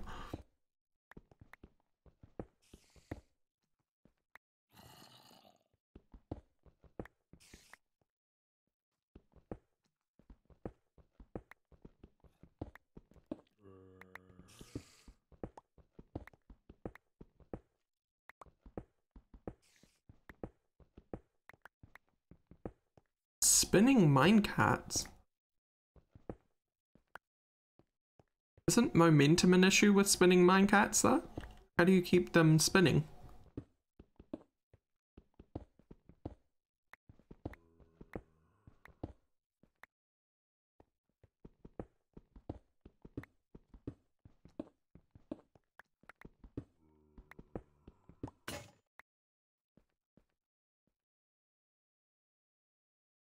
That's so awesome, Feral. I think that's... Y'all, when we start streaming Interface Fortress, and by Interface Fortress I mean Art Door Fortress, y'all gonna have to help me with some of these techniques. Because I'm gonna have to quickly learn and catch up and take off the rust, and I want to make a minecart shotgun.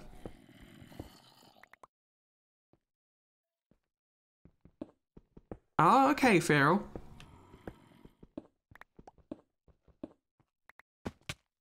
Yep.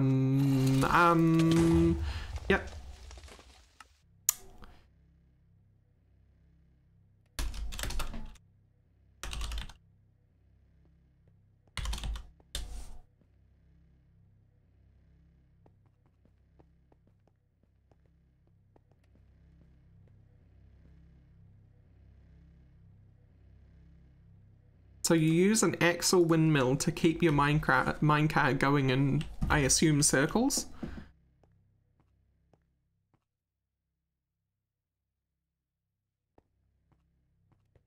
And then anything running past those tracks gets completely pulped.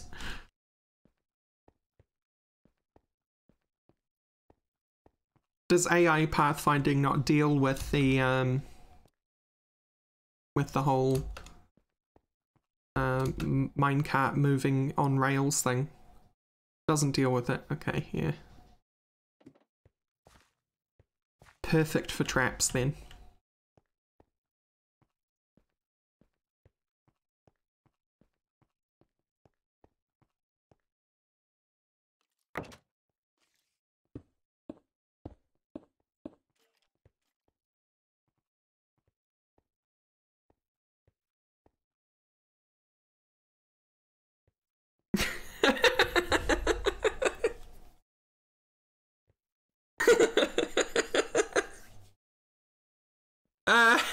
In fact, don't know why that got me so good.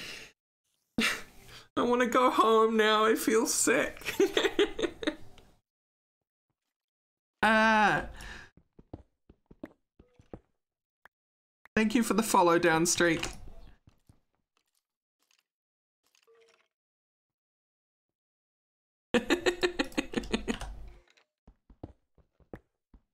World's worst roller coaster. Hey.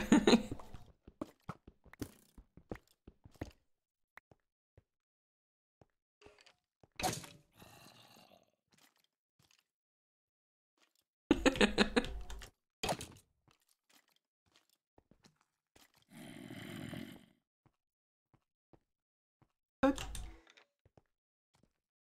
Skeleton. Come here.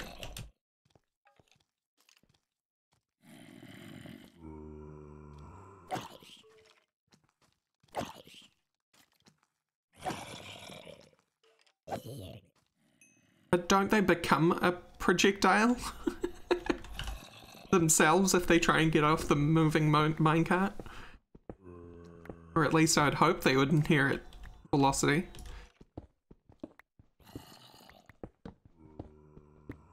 They become the shotgun, yes indeed.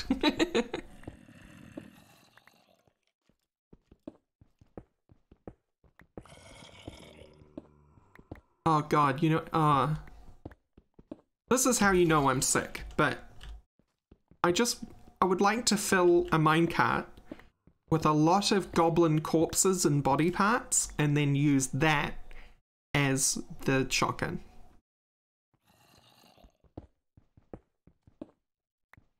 Yeah, exactly. Infern, we on the same wavelength here. Weaponized corpses. Don't have enough storage for all that goblinite? Shotgun ammo.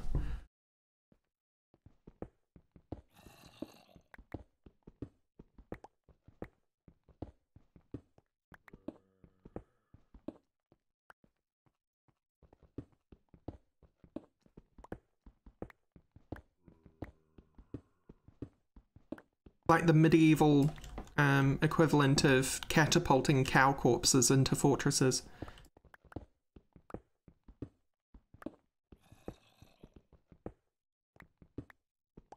Weaponized babies. Oh, weaponized cats? If you have a cat explosion, you know what to do with all the cats? You drop them in a minecart chute.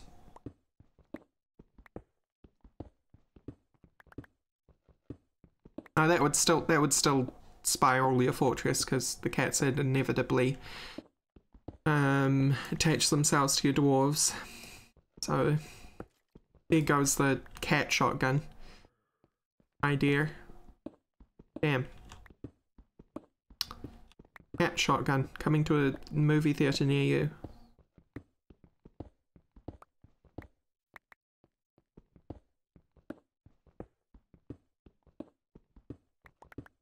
Chick explosions.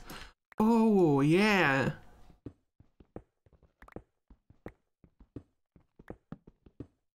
Who cares about the dwarves? In the end, you just want a catapult. Hell yeah. That reminds me of the old dig out one entire Z level of a mountain except for one block and attach a lever to it. Who cares about the dwarves in this map?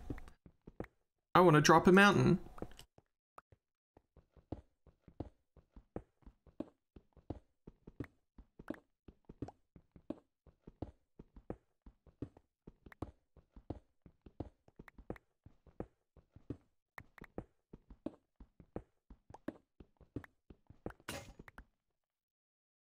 Is that it? Nope, not quite.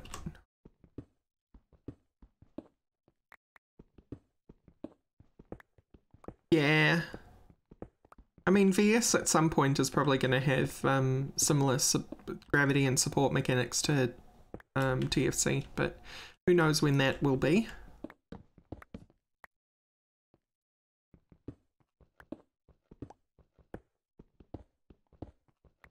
But yes, on a dropping a mountain on a 3D scale, hell yeah.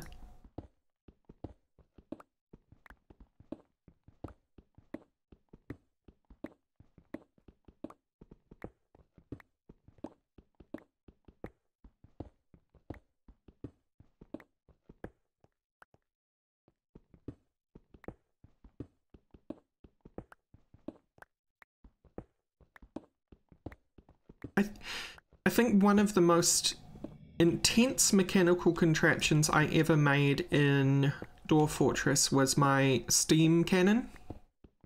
You know how to make a steam cannon? Very fun.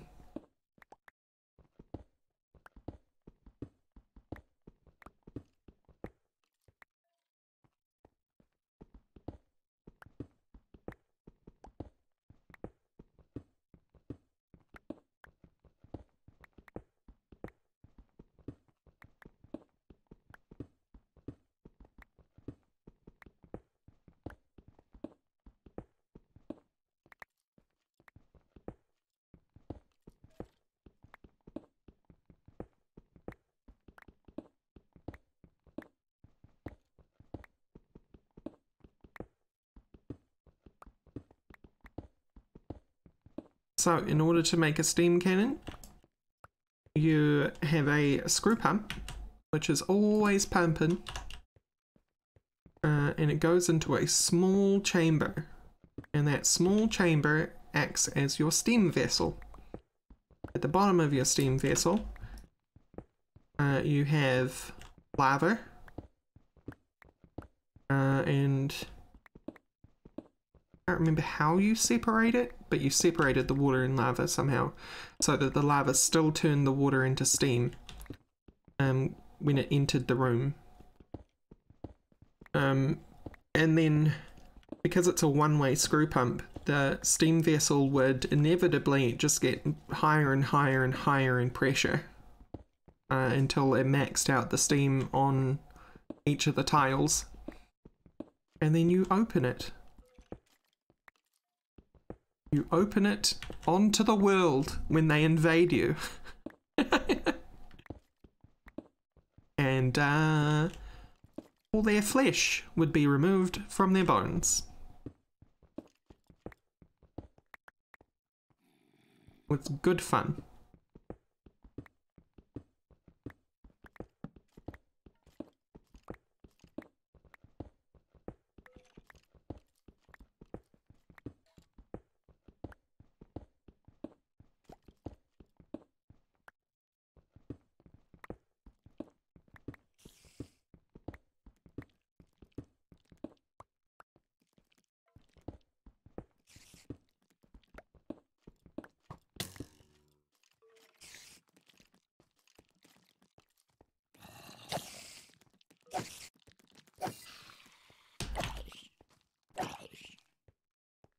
I actually think the bugs prevent a lot of creativity in RimWorld. Because it stops you from, you know, making mountain homes. Let's just call it like it is. And then you can't really do... Like, kill boxes are cool and all, but they're kind of one note, you know? People were doing kill boxes in Dwarf Fortress since I was a baby. Dwarf Fortress hasn't been out that long, but you get what I mean.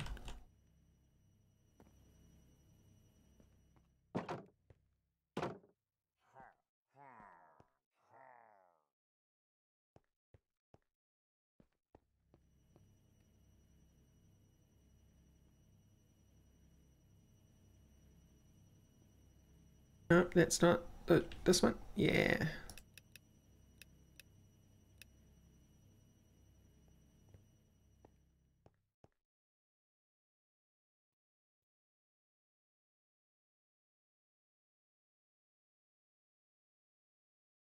Remind me of the concept of a training room? Like danger room, right?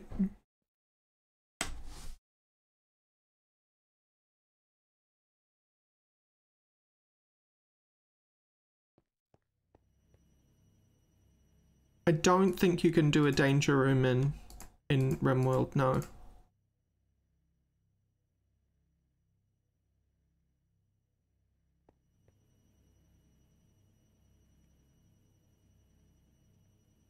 I wish you could. But there's no, like, dodge skill or anything in RimWorld.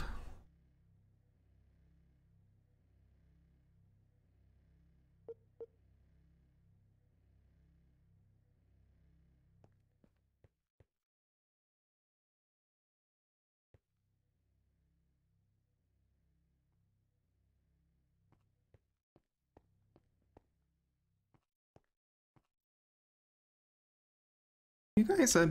look. You know what?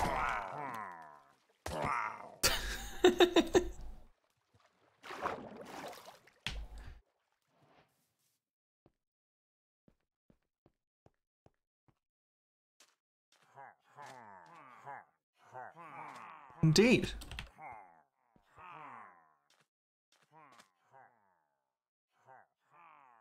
Huh. Huh. Huh.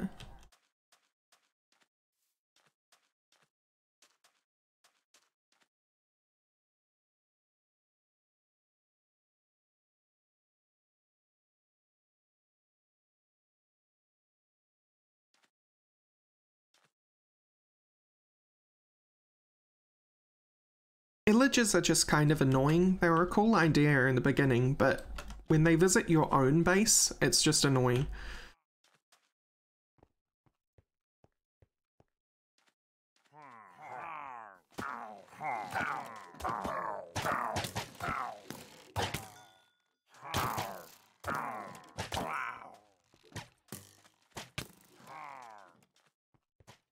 Serpentine, serpentine.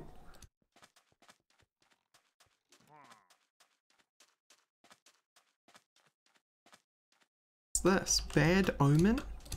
What the heck is bad omen?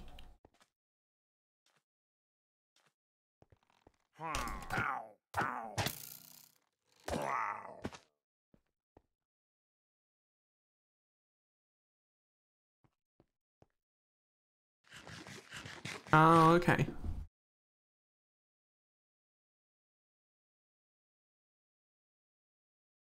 So illagers were introduced in the Pillaging Village or update, which was 1.14, and they just kind of act as a just something to spice up villages by having raids every so often. They also turn up at your own base. Yeah, Infern's got it.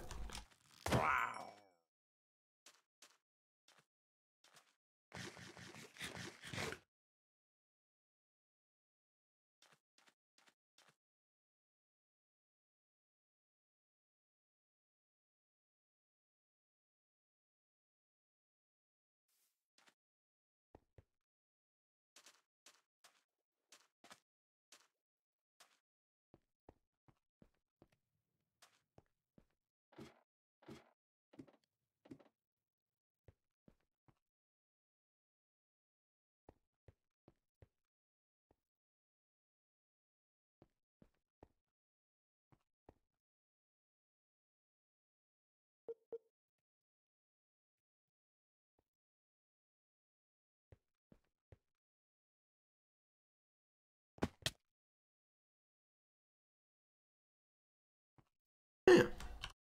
Okay.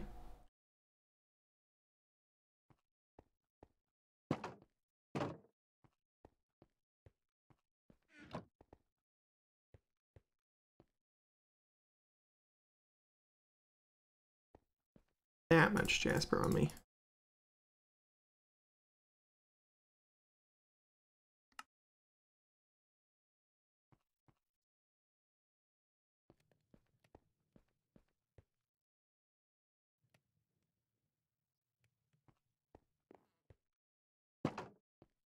They made an ARPG. Or is it out? I don't know. When's it out?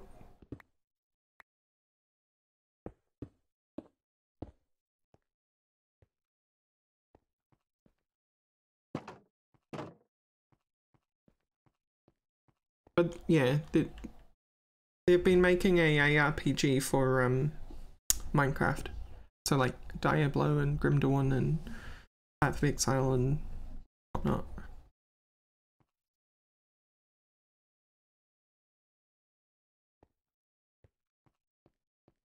Yeah, Minecraft Earth is definitely out.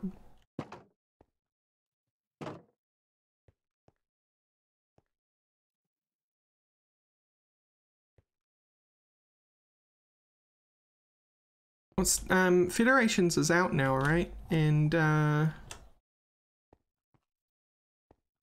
don't know when Bannerlord is out though.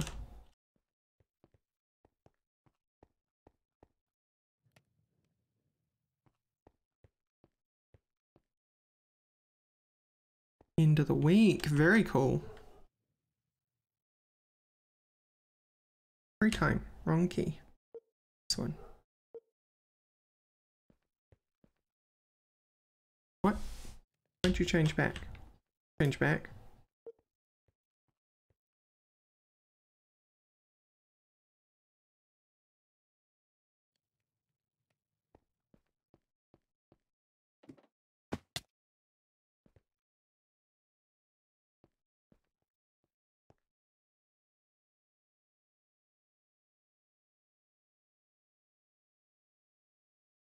I think I'm going to have to dig these out anyway, but I don't think the exchanger works back here. It's really weird, but yeah, it doesn't. Hold you all out.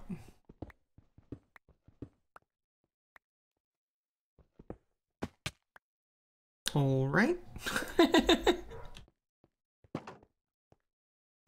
I'm pahi dropping myself.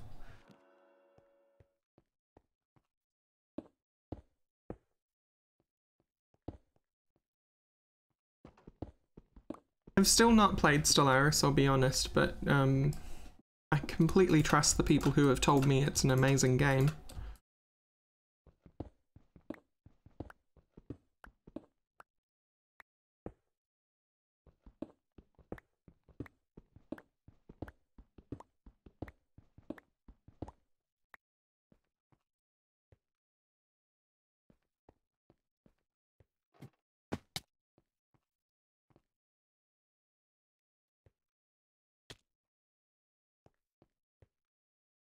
Oh, I don't have any marble on me. Derp.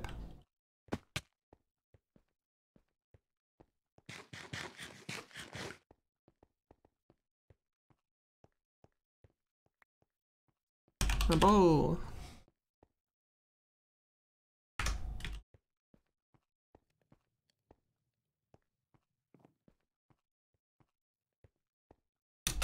I've always wanted to get into 4X games, but my problem with wanting to get into 4X games is that I've never really been able to since Alpha Centauri.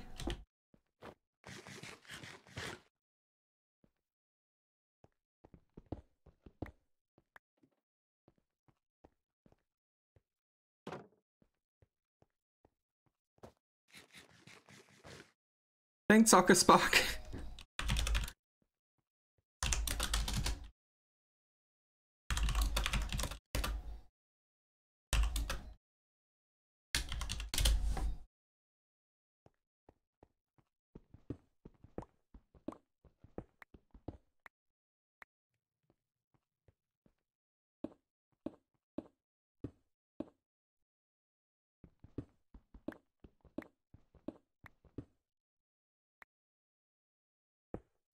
Right, because supremacy is only one way of winning, right?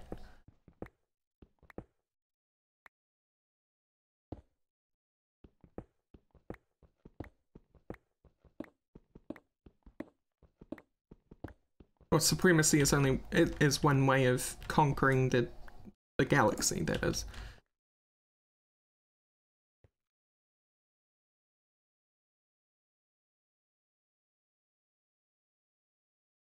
But there's also, well, just like the name implies from the new expansion, there's federations and all sorts now.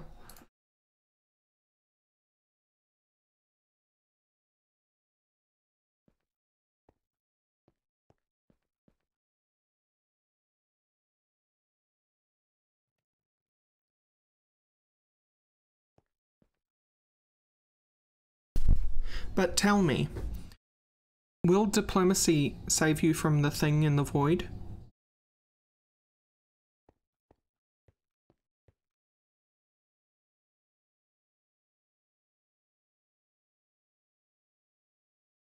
The big black squiggly thing in the void.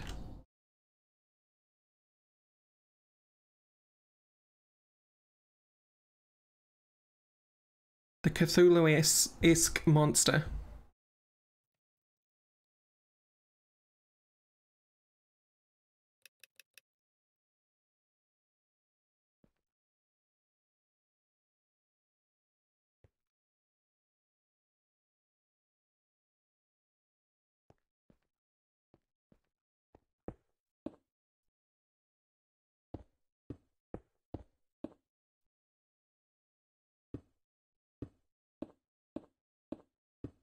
Yeah, but can the worm be destroyed through diplomacy? That's my question.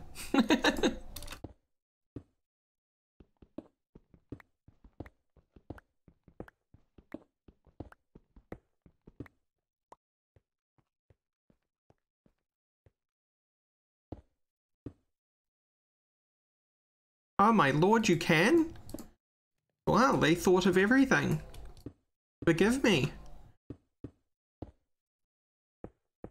I was not, I was clearly not worthy of Stellaris. Destroyed with diplomacy.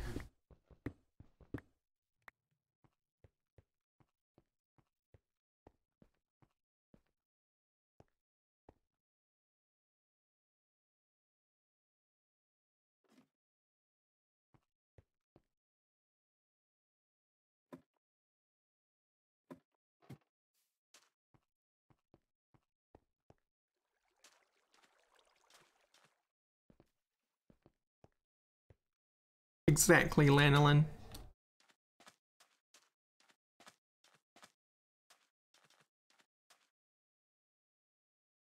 Yeah, it's popping off. It's Poppinopolis, except the one on the right is 1 block higher than the one on the left.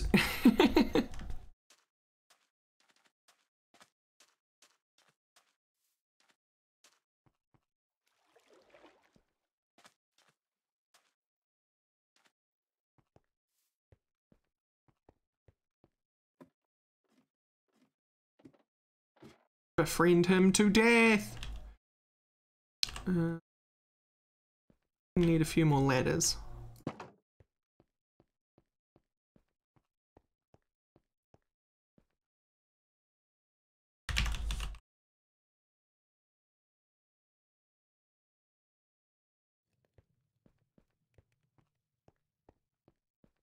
I like Mr. Wiggles as a name. Just in general. Especially for some world-ending horror.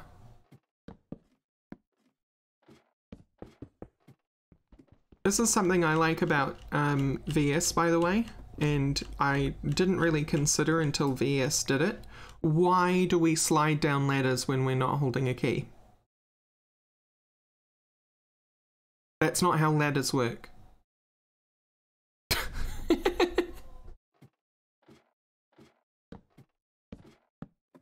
And now that I realize that, it's dumb. Minecraft, stop being dumb.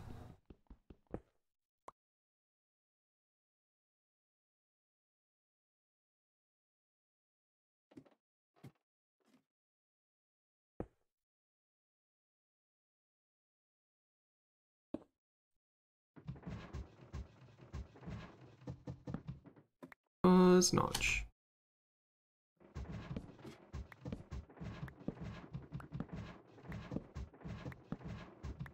Yeah, they're his ladders though.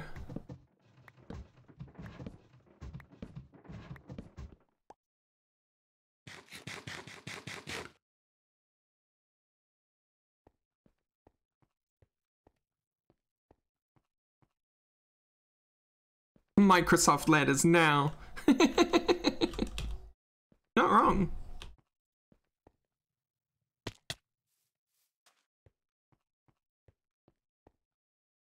Microsoft could, in fact, do something about it, and they haven't. So it's Microsoft's fault.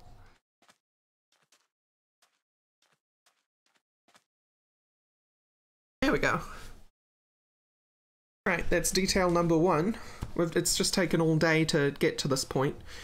That being said, I was saying, you know, it's implying that the marble detail has taken all day. That's untrue. This entire facade has taken all day. Thank you for the follow, Red Fog.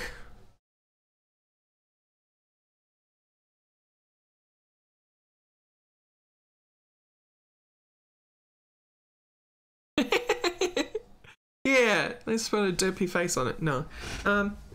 Maybe, but no. But actually, hang on.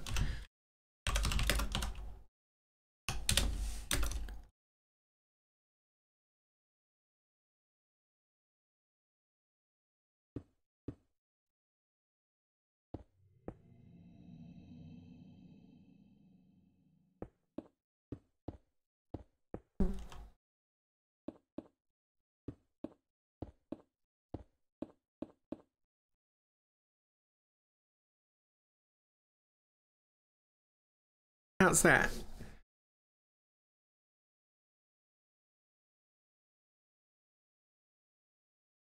It's the Britannia potato, you're right. I think what it really needs is, really the color of black terracotta? Okay, well. Eh.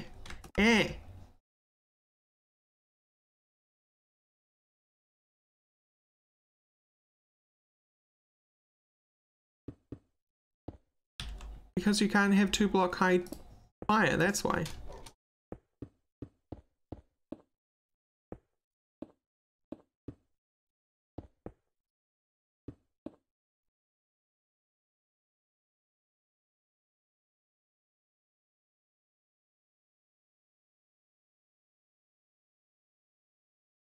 But maybe, but hang on.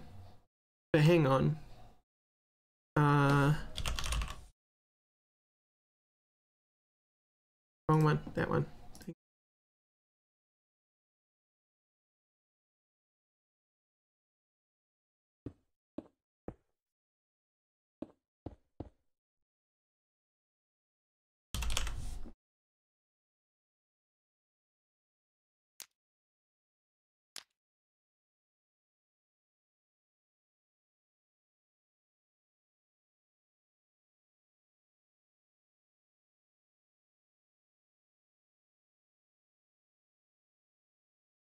Oh yeah, I gotcha. Hang on. We on this, Infern. Gonna happen.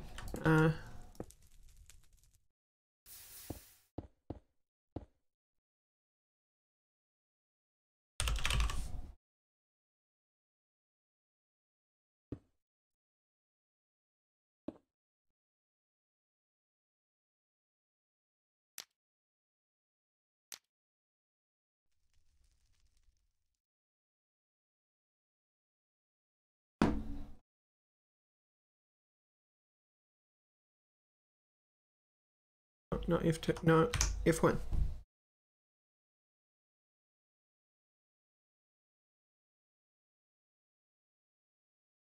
Ooh.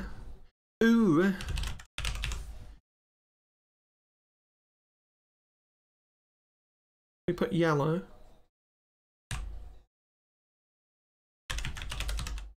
No, not game mode. F1.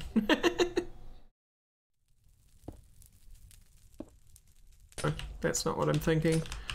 Look.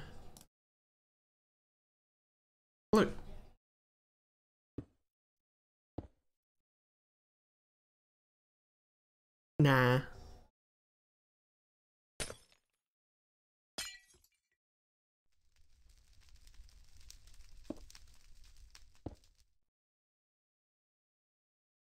Ooh, spooky. So spooky. Spooky potato.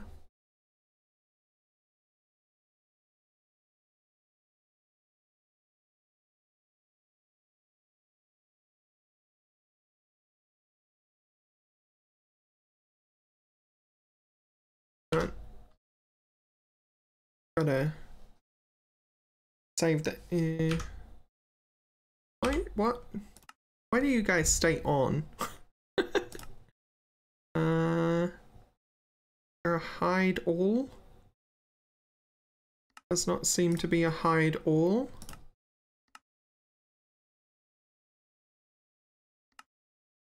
Disable them.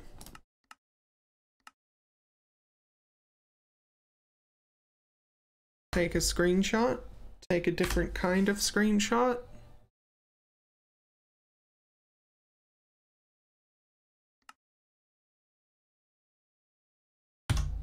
Now let's terrify Wild, who's just logged off, into thinking this is what the base is going to look like forever. At Wild.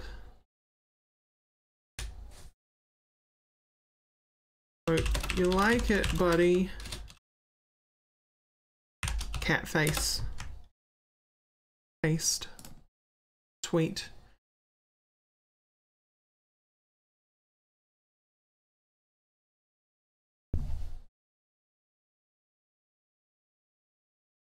Right. Pranked. I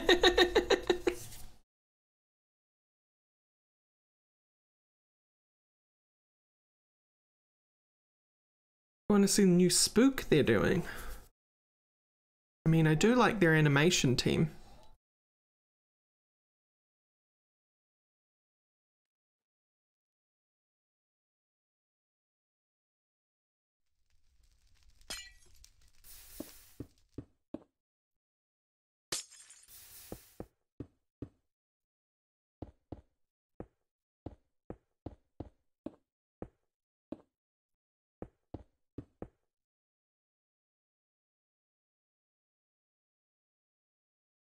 Anything else cheated in here? Yes, I do.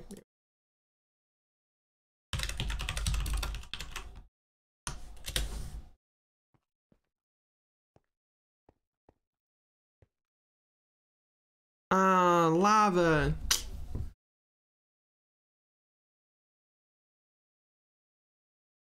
You're right, Infern, and that's how you would have done the 2 high fire. Just would have had a 4 high lava behind it. Oh, okay, if it's a video, I won't watch it right now.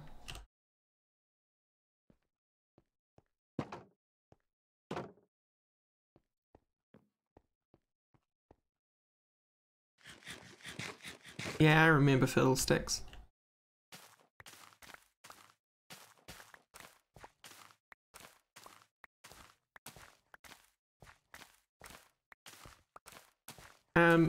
My characters now, I don't remember any of the names, so you're gonna have to go off description alone. Is Shield Light Lady, number 1. Mage in Weird Golem Body, number 2. And Punch Lady, number 3.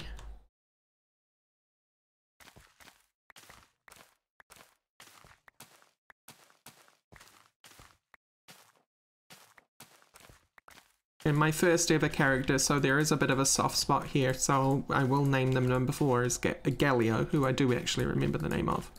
I'm not going to watch the video while I'm streaming, my cod.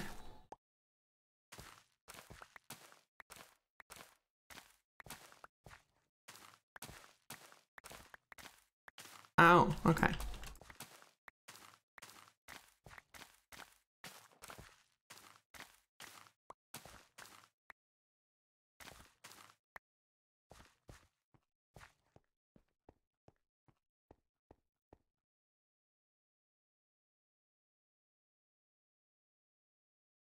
Right, now to think, well, we've still got a little bit of time left in the stream. We have to think about how else we want to detail this facade, because as much detail as we can squeeze out of this facade now is going to give us our the kind of repeating motifs we do through the rest of the base. Yeah, Riot's a bit of a shit. Really bad business practices. But again, as we discussed in Discord, my god, don't let that stop you from enjoying the game. I'm not going to take that from you.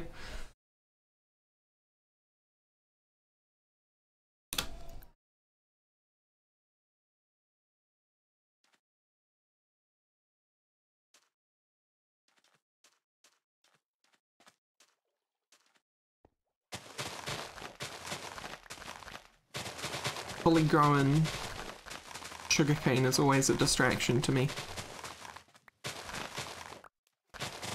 Thanks, my god.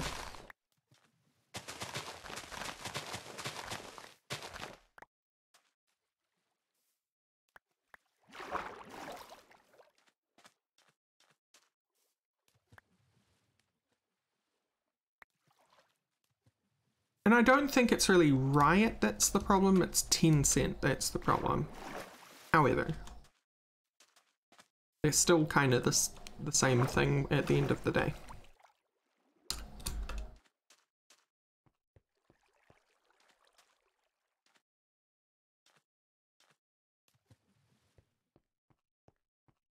Yeah. Not exactly Blizzard's fault, but it still is by association. that EA pushes them around.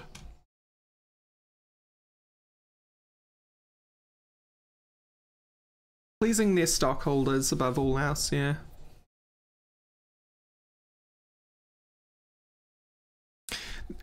Yeah, so I do watch Blizzard animations and just animation team stuff in general, because I always find that a lot of those game animation teams should really be doing movies, because their stuff is usually incredible.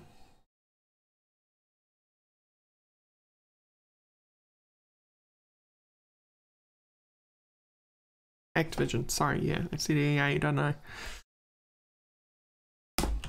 Two sides of the same coin.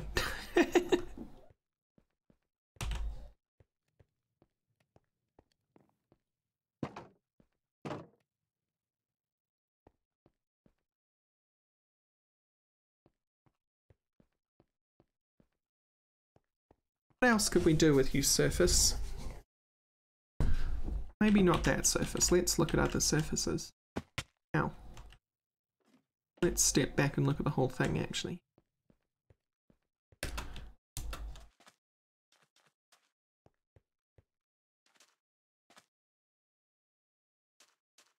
Relations is a good idea. I want to put like a fence across here, but I don't know what I'd want it to be made of. Netherrack fence, maybe. Or maybe that's a excuse for something a little lighter. So we could maybe put in a dead fence. Or a birch fence, or we'll play around. We'll get a bunch. We'll see what they look like. Or wall. Let's look at wall options. This is the balcony I'm talking about, by the way. That might be nice. Elder Prismarine.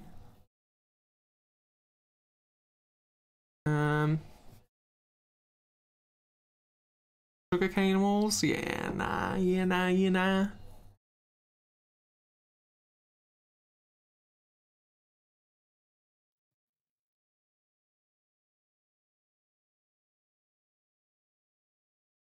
Try more marble. I think that Elder Prismarine works because it's got a touch of red in it. How would we... No. Stop cheating. Prismarine. Make Elder Prismarine out of Elder Prismarine and Prismarine.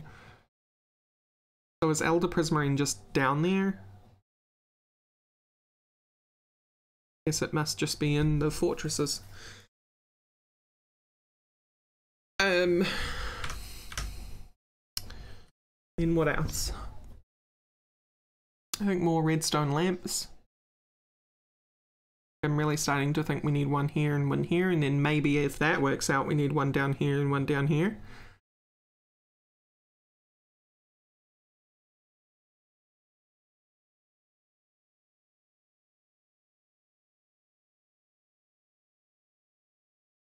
Maybe a little texture variation somehow.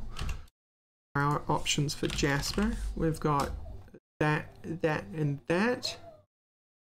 In marble, we have a few. But specifically from the same family, we have that, and that.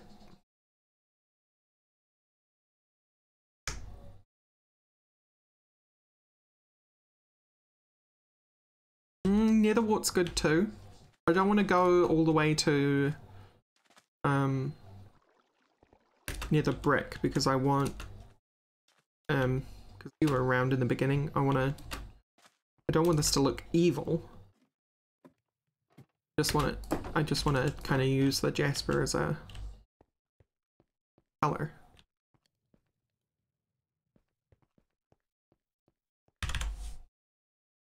Try something. I'm gonna try something risky.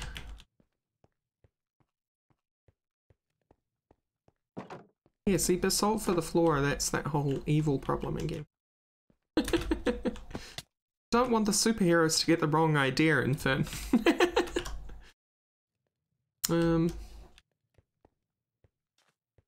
Need to stop missing this jump.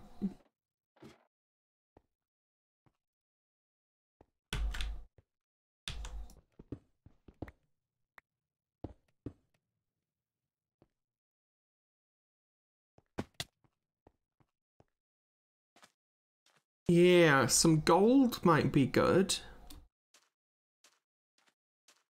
Gold might be a good color to bring in. Oh no, it needs... Okay. That looks dumb right now, but I have an idea. Hold up.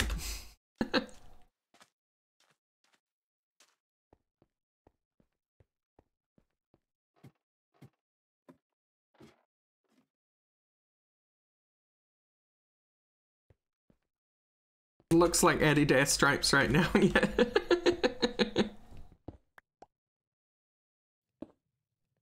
It is the wrong...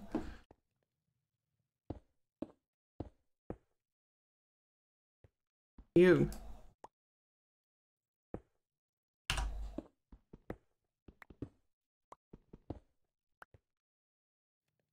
Just try new things, you know? These things don't always work out, but we gotta try new things. If we don't try new things, we'll never discover something which might pop the fuck off. And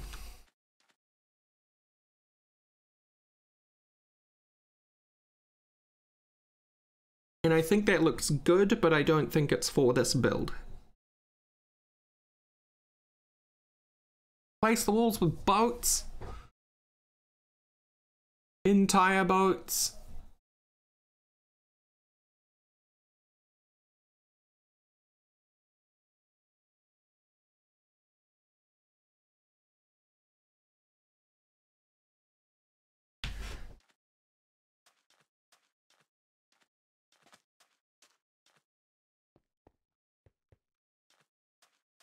Well, see, this might be an opportunity for that nether wart you were mentioning.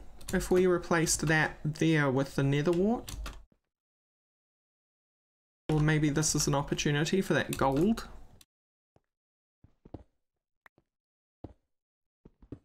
These are all things to think about.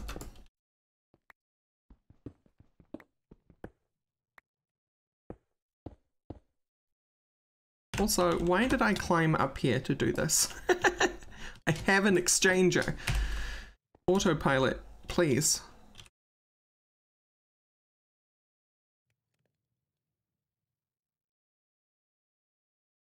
Yeah, this stuff, nether wart block, actually that's a bit in your face, I think. The brick not as much, but still.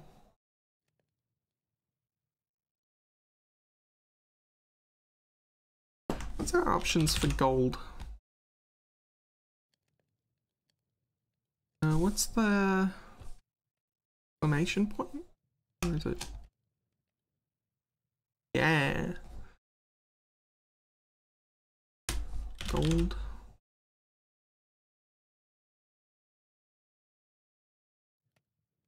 That's not going to help. I don't think that's working properly at the moment.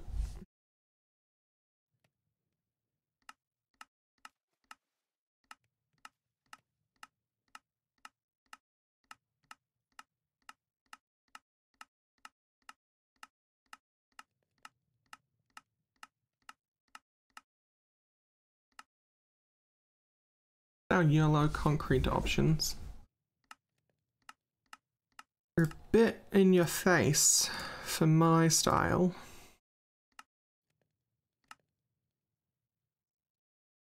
Who's this? Redstone sensitive. Yeah.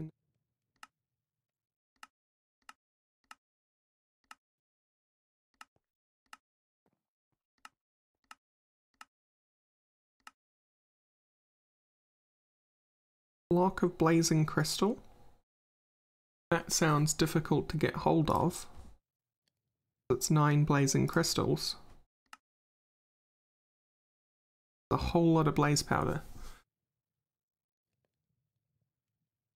Someone's probably already got a blaze farm though. Red sandstone bricks. That's true.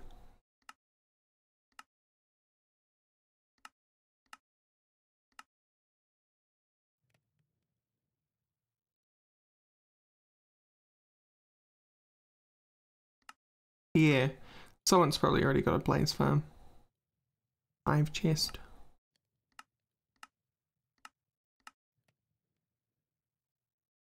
Congealed slime block, maybe not.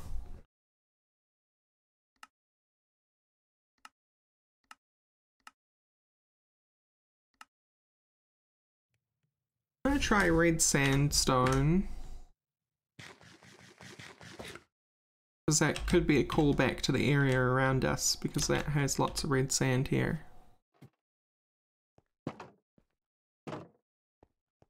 No, we don't have fluid containers. All the containers for fluids in this are, you know, a unique shape like this, so they wouldn't fit in a block fashion. Red sand.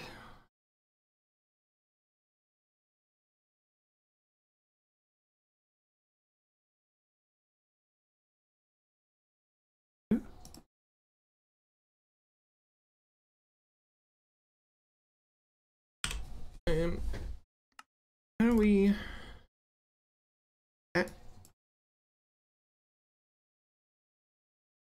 Another 4?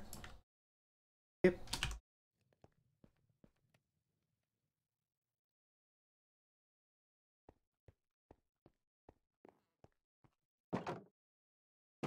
Potato base blocks. I think there is. Yeah. Potato crate. Which is 9 potatoes.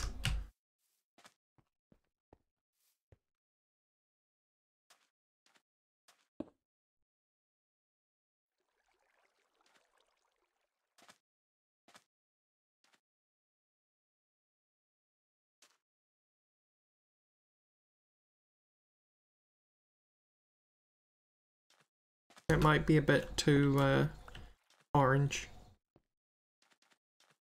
Oh, baby skeleton. Hello.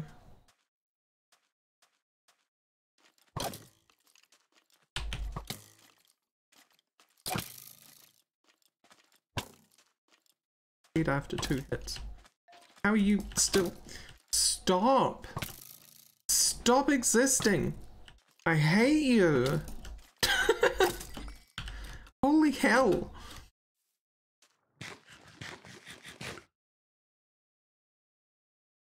And there is something to that, actually.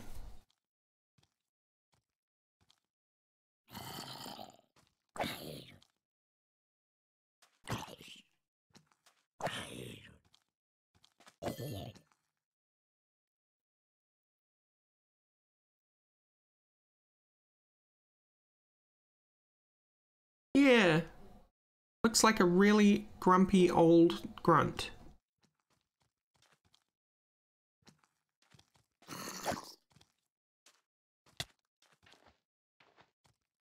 And I hit you.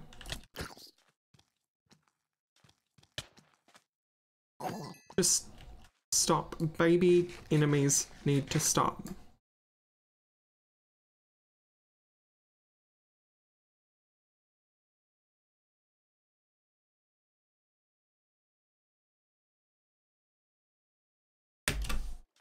I'm gonna go a little bit deeper on this.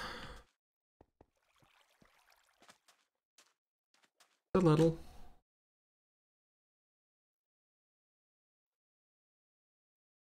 I don't have half blocks. Sandstone brick, I don't think. Oh, we do.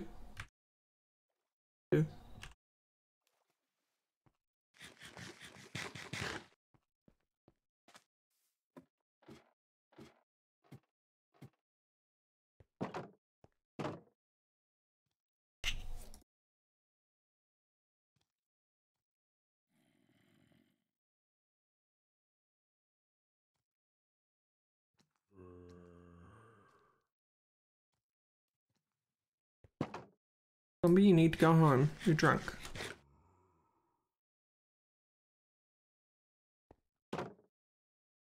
I can believe it. Excuse my use of expletive language, but I fucking hate baby entities in this game. The combat is not good enough to deal with them.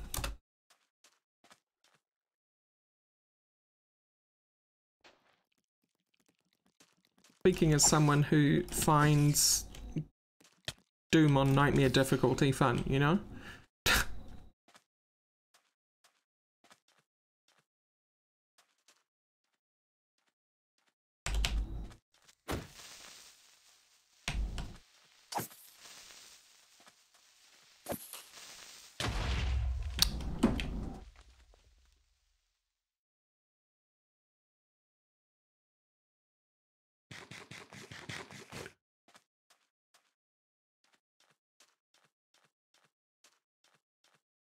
They burn unless they spawn with a helmet, thanks to Quark, which is thanks to me.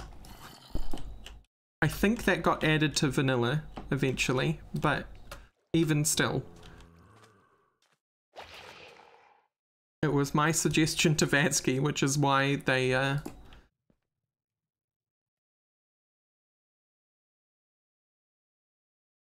burn in sunlight in 1.12 and earlier.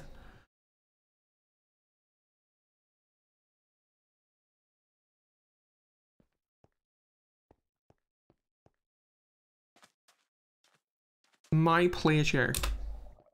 Vatsky obviously agreed, which is why it's in Quark in the first place. Or was. Yeah, okay, with more orange there, it looks a little bit like I'm dressing the place up for Halloween, so I don't think we're gonna go with the orange stripe.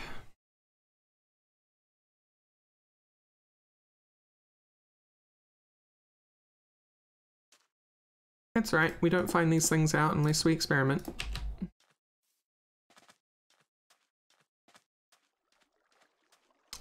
Yeah, but then we're coming back to the whole evil base thing, and I don't want it to be an evil base. Or a Halloween themed one.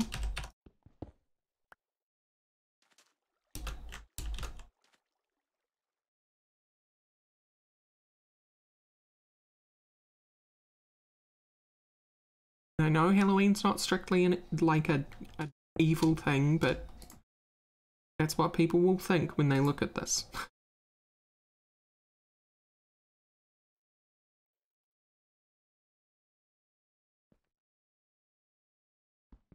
Oh, that's where it is.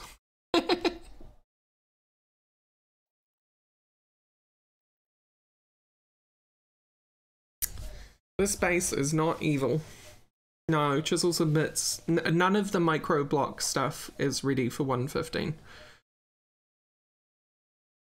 So the closest we have to that is vertical slabs.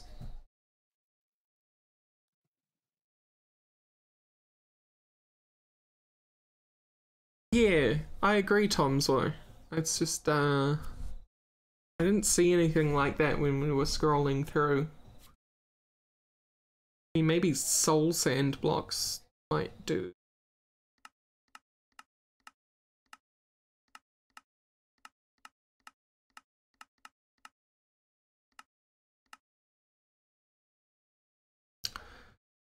Then it would look like Christmas.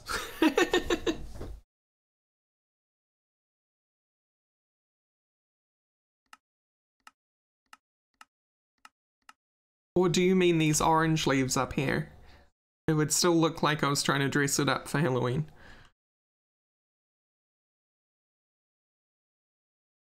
Because I was thinking of green leaves, not orange ones. When you said that.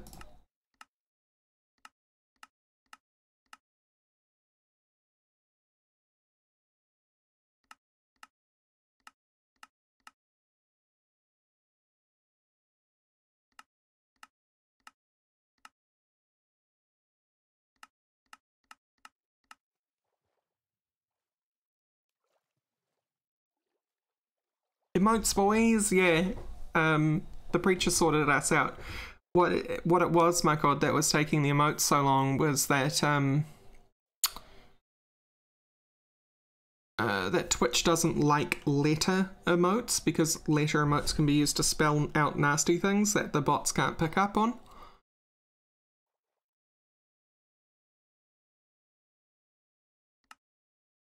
We're going to have to come up with some sort of non-alphabetical symbol for it now. That's not the old style triangle R thing, because I don't want to use that anymore. We're going black and gold here now.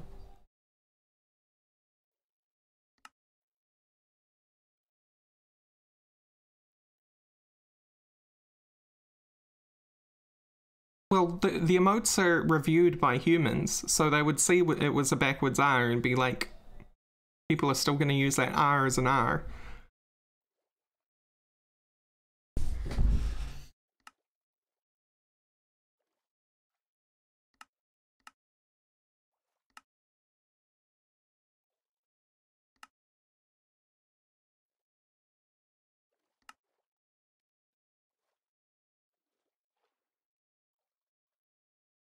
That was Valen's suggestion, to use my avatar. I'd have to do some tweaking to it though, but that's okay.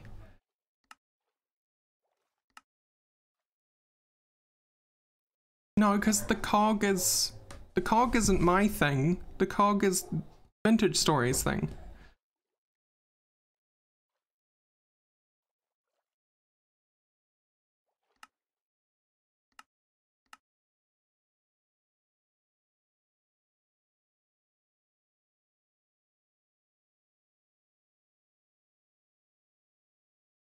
I have to question, Barry, how did you get the orange thing into the cog? What emote is it? Oh, is that the invert? That's hilarious, because it didn't get the teeth.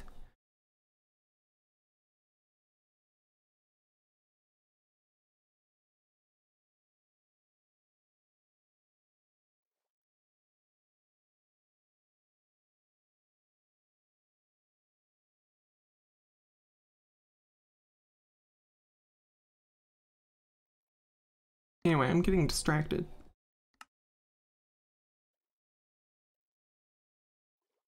What's this? Realities. Well, they're a little complex, Amadornis. So,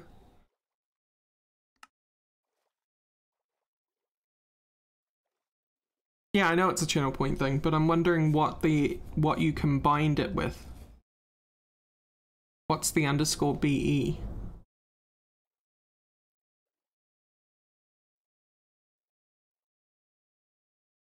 Beard. Ah, okay. It's just it fit really perfectly with the cog. I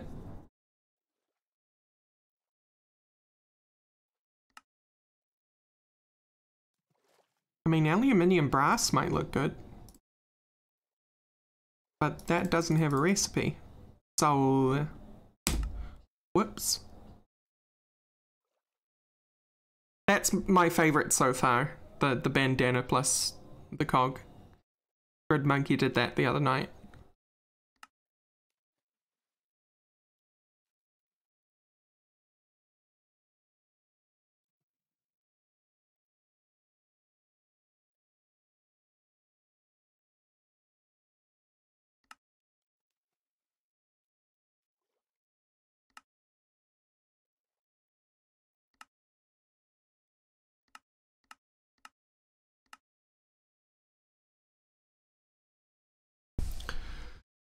Well, I don't know. I think I am going to wrap up here early, guys, and I'll think about what we can do with the build between streams, and on Friday we can come back and really do something pretty cool. I think that's how I'm going to handle it.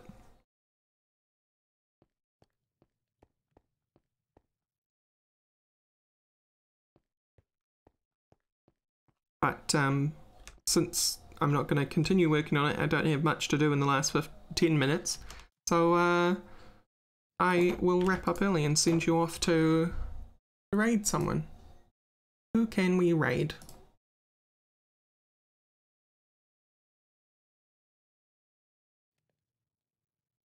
Who is lit? Damn. Ah, Preacher. Let's raid Preacher. Let's get in there on that preachiness. No, no thank you, Twitch. Shut up. Now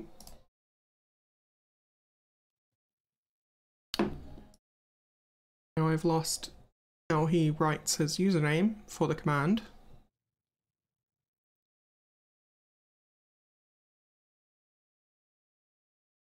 Okay, got it, got it. Here we go.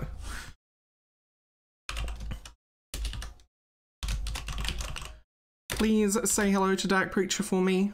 Hit him with a hashtag Rorax raid. And please enjoy the end of, or the start of, I don't know. Enjoy your time zone. That's what I'm trying to say. Enjoy your time zone. And I love you lots. And tomorrow is another night stream. So if you're around for that, we'll see you then. But for now, bye-bye.